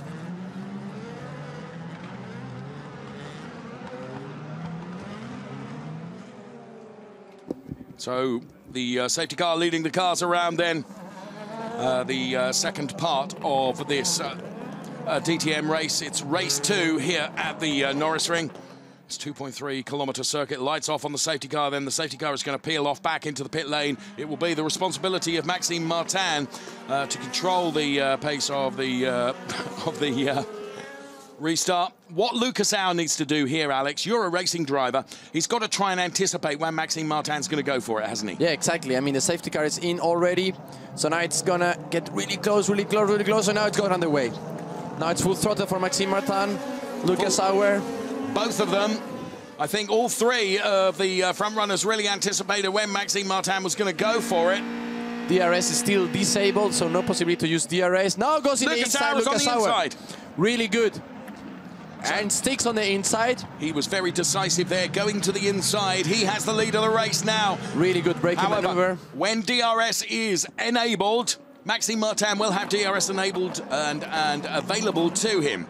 Lucas Auer needs now to build as much of a gap. What it would be ideal is if he can build a second's worth of gap. That would mean that that would prevent Maxime Martin from using DRS. But it's a big ask, isn't it, to build a second in the first lap. So Lucas Auer doing everything he can. Matthias Ekstrom now on the back of Marco Wittmann. A little bit of history between them two in P3 and P4.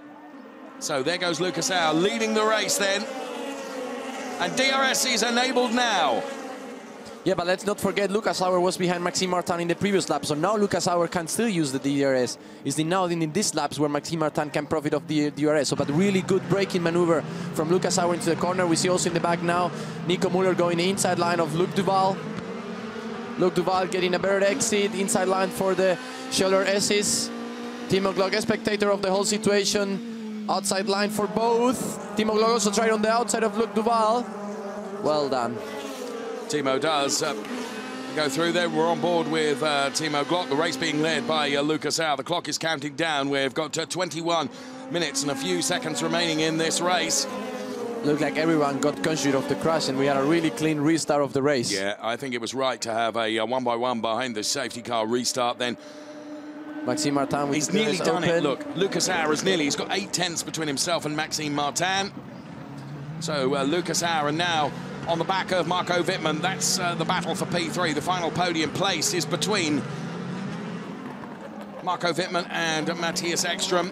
They are close. Eduardo Mortara is waiting to pounce behind. So too Paul de Resta, Augusto Farfus, Jamie Green, Tom Blomqvist and Maro Engel is P10. Here's our race leader, Lucas Auer. Then it is Maxime Martin. So Eki tries to close in on Marco Wittmann.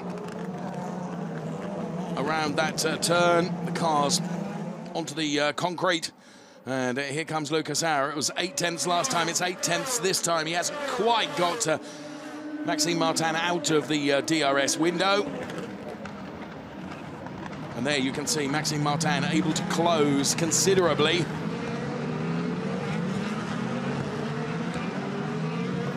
Loic Duval right at the back of the pack. Well, just one behind him, of course, of Bruno Spengler, who had to pit for a punctured tyre. Matthias Ekström is currently P4, but is chasing down that car of Marco Wittmann. And just look, Matthias Ekström has got 13 more laps of availability, and Marco Wittmann has only 6 laps of availability, and we have 19.5 minutes of the race duration now. Maxime Martin is getting ever closer to Lucas Auer. It's down to just 4/10, the margin between the two of them. DRS open for Maxime Martin. We'll try now the inside line. No, Lucas Auer has to open the steering wheel to not collide. Well, that allows Maxime Martin to go in the inside and get back to P1 at the moment. He does give him racing room, doesn't he? But now Lucas Auer will have the DRS available to him, and Maxime Martin will lose the DRS after the next lap. So, but what a brilliant move coming! Really was close, but not really close on the brake. So I think it's really braking from Maxime Martin. And in fairness, good racing room left by Lucas Auer as well. He looked to turn in and realised that that gap was full of the Maxime Martin BMW. So here we can see it again. It's pretty far away. It was not done till the last moment. It was king of the late breakers, wasn't it? Yeah, good move by Lucas Auer, letting the gap to Maxime Martin. Yes. Now Maxime Martin putting the hammer down. And of course, that's what he needs to do, isn't it? Because he wants to try and break that DRS window away from Lucas Auer, who, as you can see, has got much more, many more laps of DRS availability to him than Maxime Martin. But he needs to stay within 1 second, 6/10 over the last line. If it can stay within 6/10, then the DRS, the lap of DRS that you have. So Martin through, then Lucas Auer, then it is Marco Wittmann, Matthias Ekström, Edo Mortara, the top 5. So as they cross the timing line now, what is the margin between Martin and Lucas Auer? 7/10. So that means that Lucas Auer is within 1 second of Maxime Martin, therefore has DRS available to him. Marco Wittmann also has DRS, so too does Matthias Ekström. You can see the number of laps of DRS availability they have on the yellow graphics on the left-hand side of your screen. We're on board with Timo Glock now, who is running down there in P12. Just see that yellow car now into the picture. Behind Robert Wickens, who is running in P11. It's 2.3-kilometer Norisring circuit.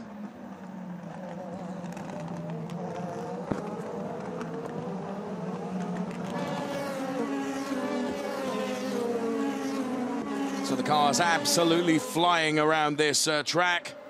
Still 7/10 between Martin and Lucas Auer. In fact, they're all gapped fairly evenly, isn't it? Because it's exactly 7/10 from P2 to P3. Yeah, definitely. It's nothing decided yet. We see also Matthias Ekström gaining a little bit of rhythm now into Marco Wittmann. We see now also on the left of our screen the DRS laps. Loic Duval at last. At last, this is Loic Duval's mandatory pit stop, and you heard when René spoke to Bruno Spengler, you know, effectively Loic wasn't really in the race, was he? But was defending very hard against Bruno Spengler, and Bruno Spengler feels a bit hard done by. Marco Wittmann and Matthias Ekström is the closest battle then, which is for P3. Yeah, Loic Duval is coming out of the pit lane, so let's see how everything plays together.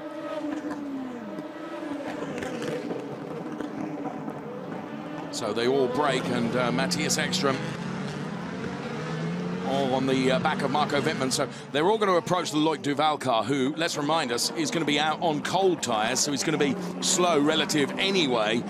And of course, he's out in front of the whole pack of cars. We're on board with Jamie Green in car number 53, who's running in P8. And Jamie Green for company has Tom Blomqvist behind him. Ahead of him is Augusto Farfus. And there's Loic Duval, who allows Maxime Martin and Lucas Auer through. And then it's going to be Marco Wittmann, the blue flag being waved vigorously to Loic Duval to allow those faster cars to go through. Nothing decided yet. Lucas Auer getting closer again to to Maxime Martin, excuse me. So Matthias Ekstrom on the inside of Loic Duval, who sticks to the outside line to allow Eduardo Mortara through potentially as well.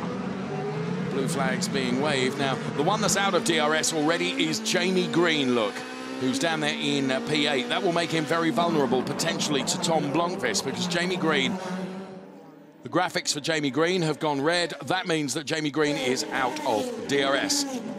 So he'll have to do some heavy defending now as Lucas Auer is getting ever closer now to Maxime Martin. Fight is on for the first place in this race. We've got just under 15 minutes of racing remaining. Here comes Lucas Auer on Maxime Martin then. DRS open. Lucas Auer, he will want the inside. It's not there yet. Maxime Martin covered really well the door. He closed a little bit the door. He said, now you are, but you're not gonna come in. Now everyone lapping now. Loic Duval, oh, some squeeze between Wickens and Glock. Yes, there was a little bit of contact there. Position 11. On board with Timo Glock then, who is down there in P12. Loic Duval now has to also let the car pass. Blue flag for him. We see now again, see how the gaps are.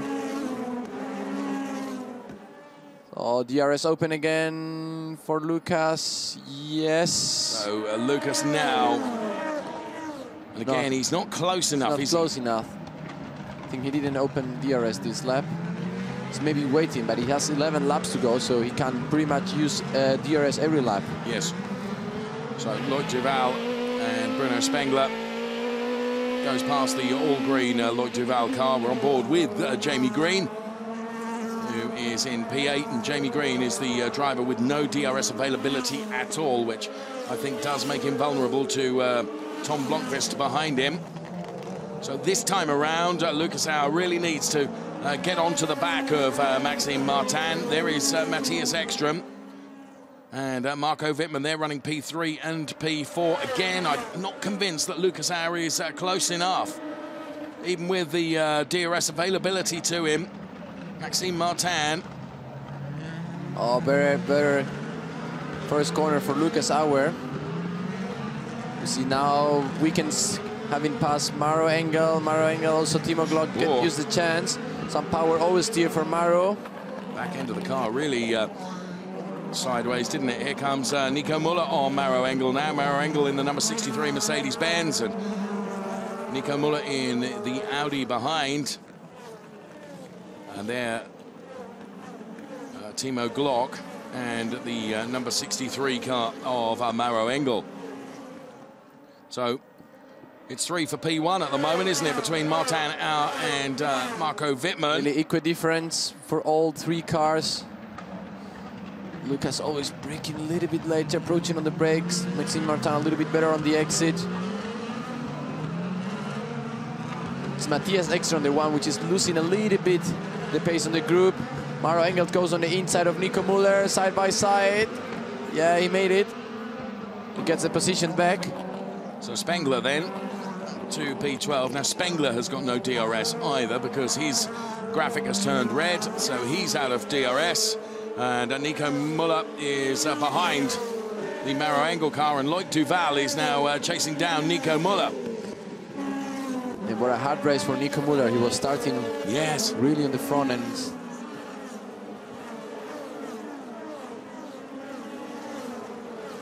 So Loic Duval, of course, getting lap. Yeah, and very, very last in, wasn't he, for him, yeah. We see Wickens running a little bit wide again. Maro Engel still fighting with Nico Muller. And all that is going on right at the back, isn't it? And all the three guys keeping the distance, the same distance. So Martin and Lucas Auer. Now Matthias Ekstrom is beginning to get just a little bit closer to Marco Wittmann for DRS P3. open. DRS open for Lucas Auer. It's not like you said, it's not that close yet. It's not close enough. No. To get the full advantage of that DRS, he needs to be really closer, doesn't he? Yeah, I mean, the DRS is always working, but the closer you are, the better. You have the less drag. Because you have less drag because of the DRS and less drag because the car in front is it's towing you. So he needs to improve a little bit the second, third sector to get close enough to Maxime Martin so he can pull again and maneuver into the first corner. But where it's very clever driving from Maxime Martin is that he knows where Lucas Auer is going to try, doesn't he? Of course, it's not many places you can try here. And he is being supremely strong. Yeah, for sure, Lucas Auer needs to get a little bit closer and also try to Maxime Martin to force that mistake, that error that can lead to the change of position. Not sure Maxime Martin is one for making mistakes, to be truthful.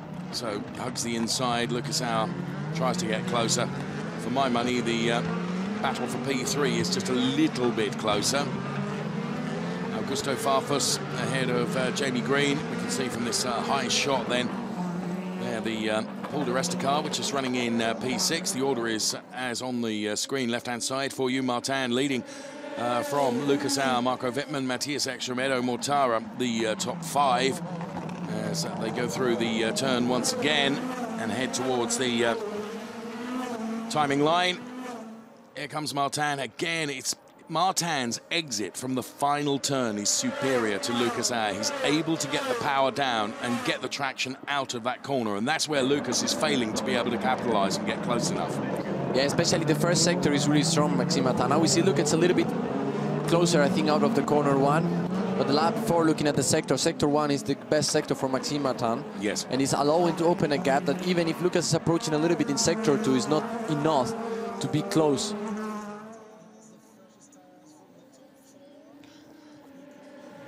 So Maxime Martin, of course, of those that are fighting for P1, 2, 3 and 4, Martin's got the best tyres. True, he pitted in lap 7, Lucas Auer pitted in the first lap, so this might also play now towards the end of the race in the hand of Maxime Martin. We will see Robert Wickens fighting with Bruno Spengler. 8 minutes of this race remaining. See also Timo Glock got past Robert Wickens. And that allows also Bruno Spengler to get closer to Robert Wickens. On board with Timo Glock as he dived to the inside, going into that turn.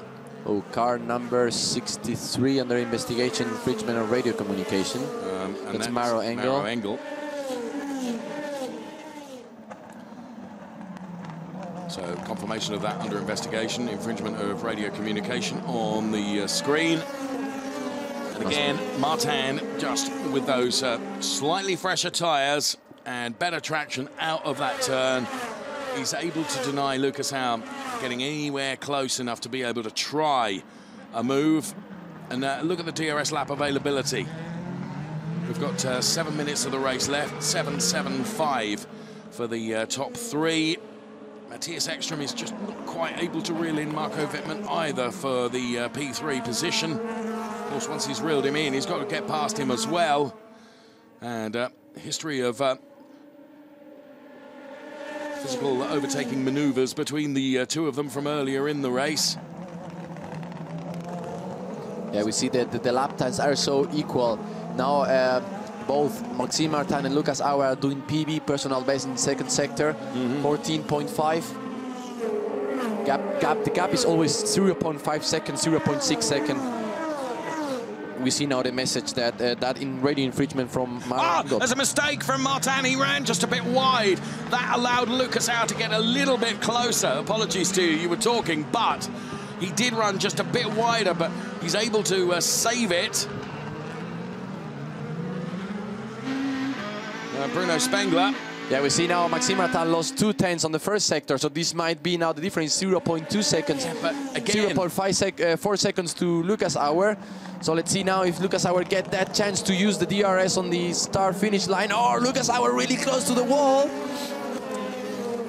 Trying to use every meter, every inch to get past Maxime Martin, not close enough. No DRS for Lucas. If anything, Marco Wittmann is getting closer to Lucas Auer and Matthias Ekstrom to Marco Wittmann.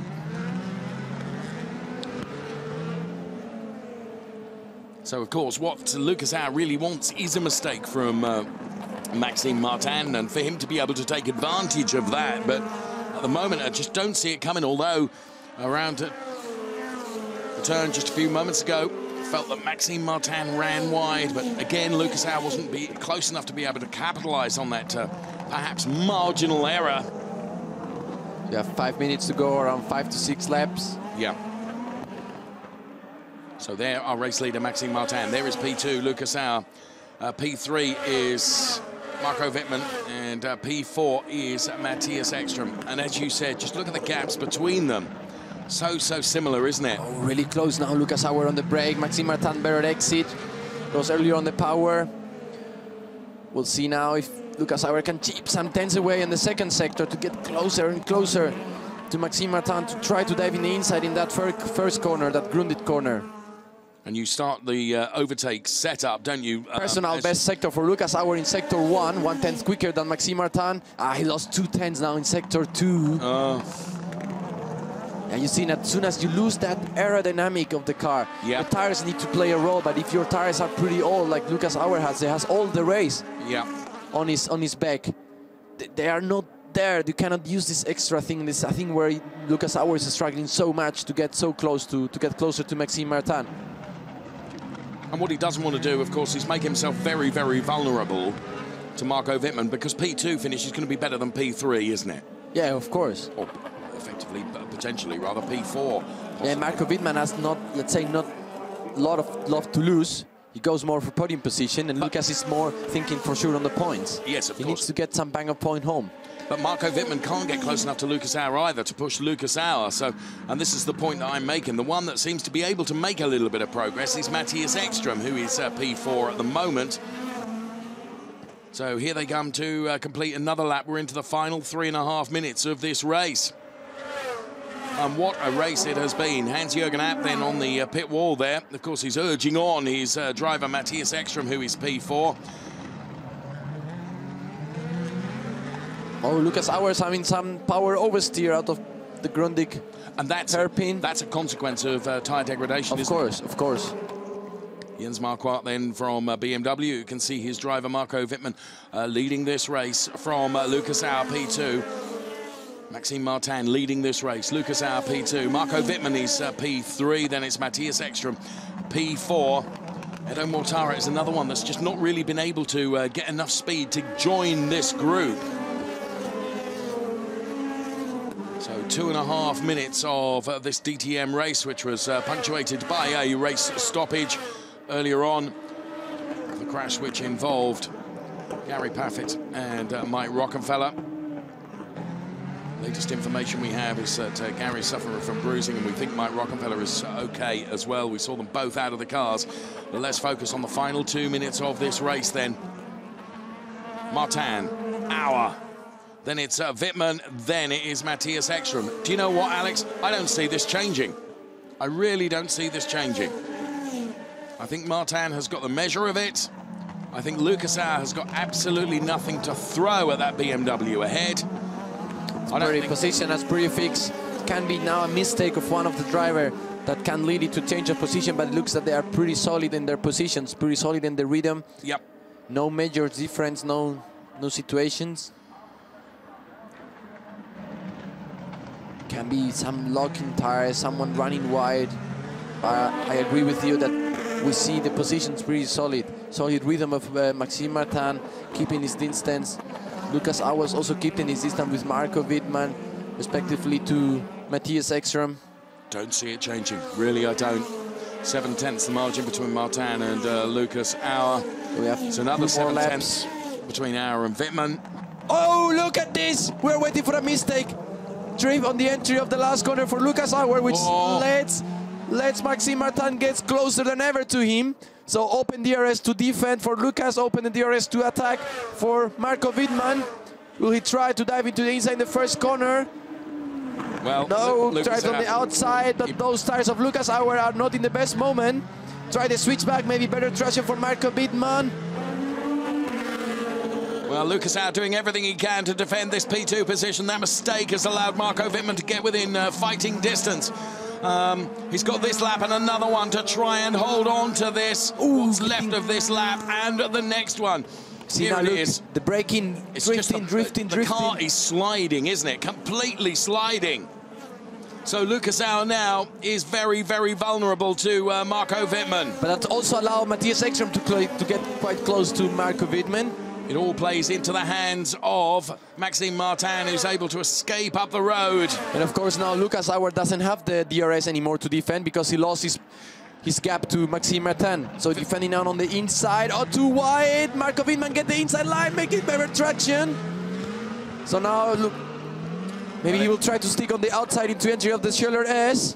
Lucas has got to be absolutely committed to this. Marco Wittmann has got to be as equally committed, but Lucas Auer just manages to close the door. There's just this lap plus one more to hold on. Look, as they look on the pit wall, and here comes Matthias Ekström on Marco Wittmann. This plays into the hands of Lucas Auer. And Eduardo Mortara's trying to buy into this battle as well. So Eki gets past Marco Wittmann. And this is the last lap now. So DRS opened for Marco Wittmann, not for Matthias. Matthias has no DRS available. So Matthias defending on the inside.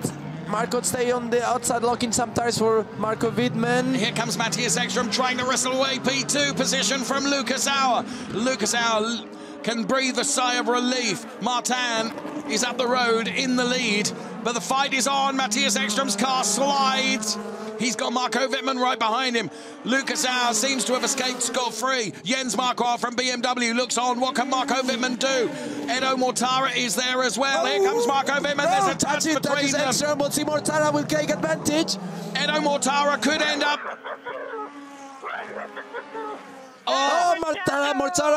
Mortara.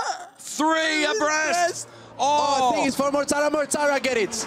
Mortara get it in the last second. What a finish to a race. Best race of the season. My goodness me. We could not ask for a better race. Oh my God, and you said the positions were solid. So did you. Wow. Martin, Auer, Mortara. And look at Hans-Jürgen Abt. He is pretty angry about that, isn't he? Not happy faces. I'll tell you what, when it comes to entertaining racing, you need to watch DTM. Look at this.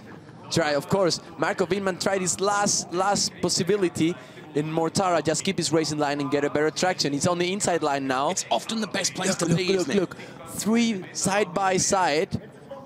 Absolutely three abreast. Yeah, look how close was Eki. Eki was, you look at the screen, 0-0-0. Look. Photo finish. Oh, and, not a cross. Mr. Abt was. Jens Marquardt from BMW, we've seen his driver victorious. Congratulations, Maxime Martin, victory, fantastic, and almost also a third place podium, but Wittmann lost it in the very last seconds. I mean, congratulations, but honestly, how exciting was this race? Yeah, I mean, first of all, it's really important that Gary and Rocky are okay, and I think reasonably okay they are. So yeah, super happy for Maxime, fantastic racer. What an exciting race. 5 BMWs in the top 10, scored points with them. Super event, super weekend for BMW, and yeah, super happy. All right, well, congratulations, enjoy, and back to you. Thank you very much, Verena.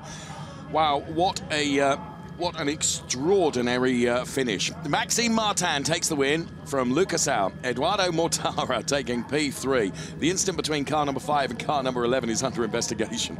No surprise there, because Eki and Wittmann did have a touch, didn't they? And there was a bit of history from the first part of the race, but Eki was P4, Marco Wittmann was P5, then it was De Resta, Farfus, Green, Blomqvist, Glock, Wickens, then it was Spengler, Muller, and then it was Maro Engel that finished P14. My goodness me. 3 abreast for P2. P3, Mortara, Ekström, Wittmann. Would really like to see that photo finish, because I think it will pass in it's the story of the DTM. Now we see our race winner, Maxime Martin. Brilliant job. Good defense from Lucas Auer at the first part of the restart, after this restart of the race. Absolutely extraordinary. Unbelievable. What a race. Yes, you're right. And Maxime Martin closes the door of his car. And spectators by their thousands. Well, I'll tell you what, they have seen a utterly phenomenal race, Alex.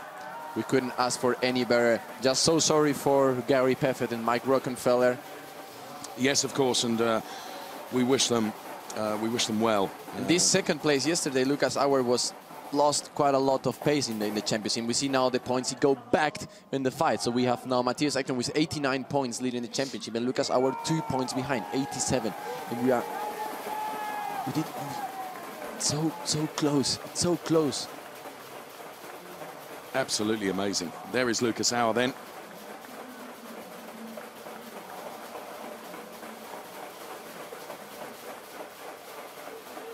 An extraordinary finish to an extraordinary race.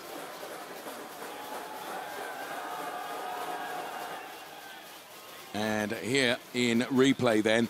So there was Marco Wittmann, just a touch on Matthias Ekström. The back end of the Ekström car getting very, very wide. And Marco Wittmann, you know, he's going to be vulnerable perhaps to a penalty there because there was a touch. Here it is, Alex Torre. Look, the back end of car. I mean, Matthias Ekström has got to use opposite lock to try and control the car following the hit. And of course, as I said, there was history earlier on. Yeah, but nevertheless, even if Marco Wittmann gets a penalty now, will not change anything. Mortara will still be P3. Oh, yeah, absolutely. Will have an but you've got to think about the point situation, haven't you? So he's getting a black and white flag. That's all he's going to get. Okay. It's racing at its best. It is racing at its best. We see now this lateral situation, photo finish for all the 3 cars. Unbelievable. Unbelievable. Not only look at this. 3 cars abreast for P3. And the 3 manufacturers. This is a perfect picture for the DTM to put in the wall. Mercedes, BMW, Audi. But like you said, the cars will not only on the qualifying, they are between thousands. Also in the race, they are split by thousands of seconds. Absolutely amazing. And there could not be any better end of the weekend. I don't know what to say about that. It was an extraordinary race. So in the Drivers' Championship, Matthias Ekström by 2 points leads over Lucas Auer. Maxime Martin is P3 on 78 points. Jamie Green P4 on 75. So René Rast, of course, the big loser this weekend. But Matthias Ekström still at the top of the points chart in the Drivers' Championship. Podium to come, of course. And we will see Martin, Auer and Mortara up there on the podium. So absolutely amazing stuff. And drivers making their way up to the podium now. Lucas Auer there.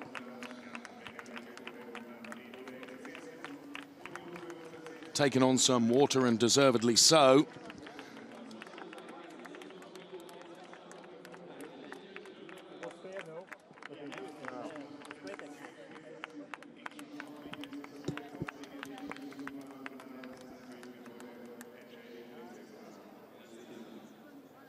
So we go now to Verena, who is with our second place driver, Lucas Auer.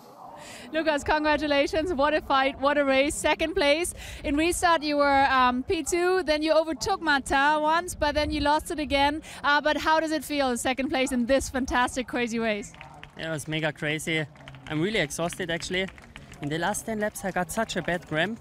And I was nearly crying in the car, so I was really happy to finish like that, and all good now. Right, you were also having a bit of problems with the tires, was it? No, it was my feet. I couldn't brake anymore. Yeah, I didn't know anymore how to brake. Even I started once to brake right foot, and it was a disaster.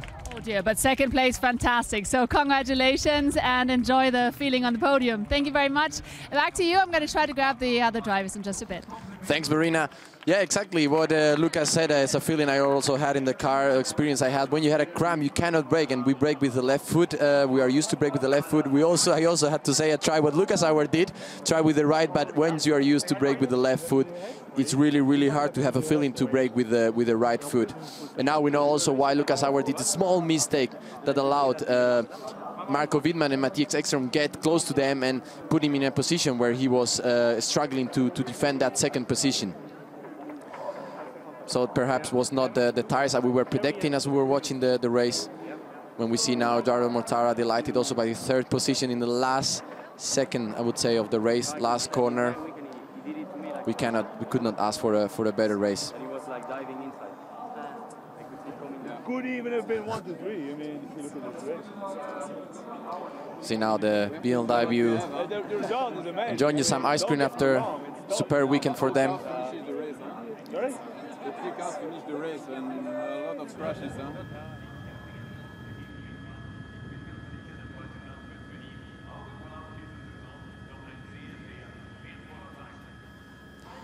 Nice air shot we have from all the 3 cars, the 2 pink cars and the car of the BMW with Maxime Martin.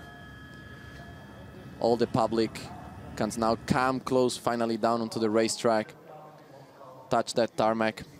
I was saying, Dave, so we have now René down with Maxime Martin.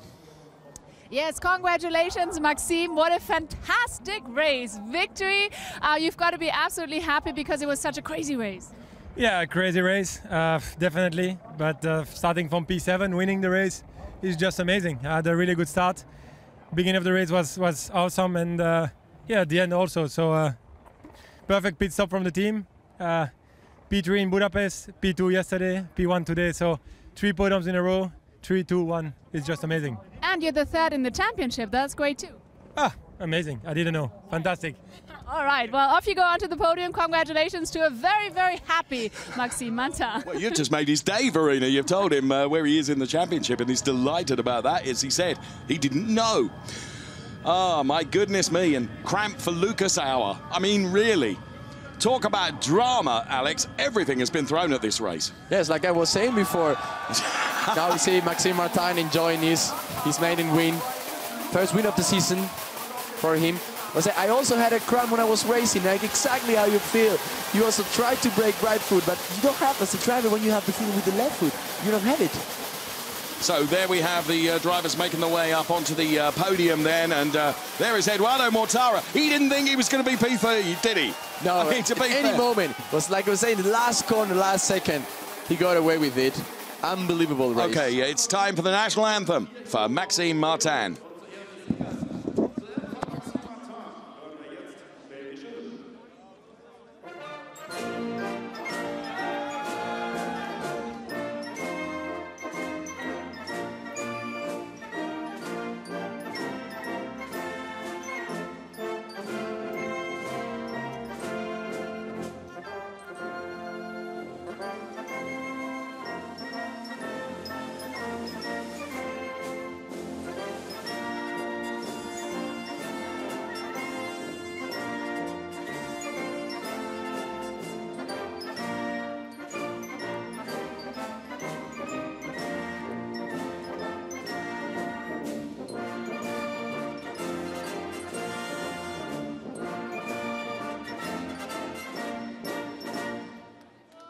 So the anthem plays out for Maxime Martin then on the top step of the podium. In the end, 2.9 seconds. Mr. Stefan Kobel then makes the trophy presentation to Maxime Martin. He won.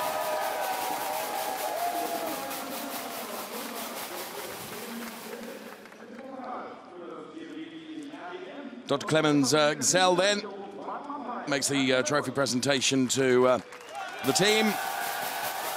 But Mampay, got that.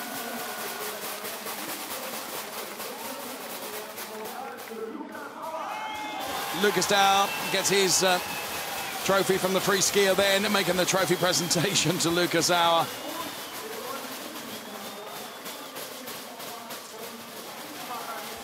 And Harold Groves making the trophy presentation to Eduardo Mortara.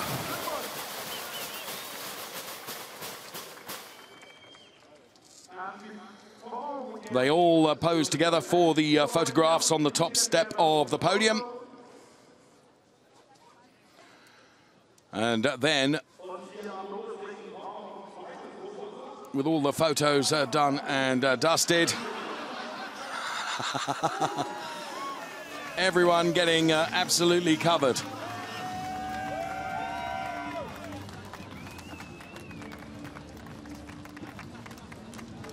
So, celebrations up there, but of course,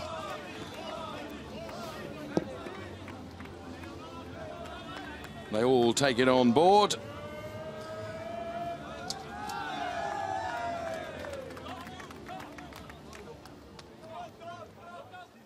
Ollie Sittler there, who's the presenter up there on the... Oh.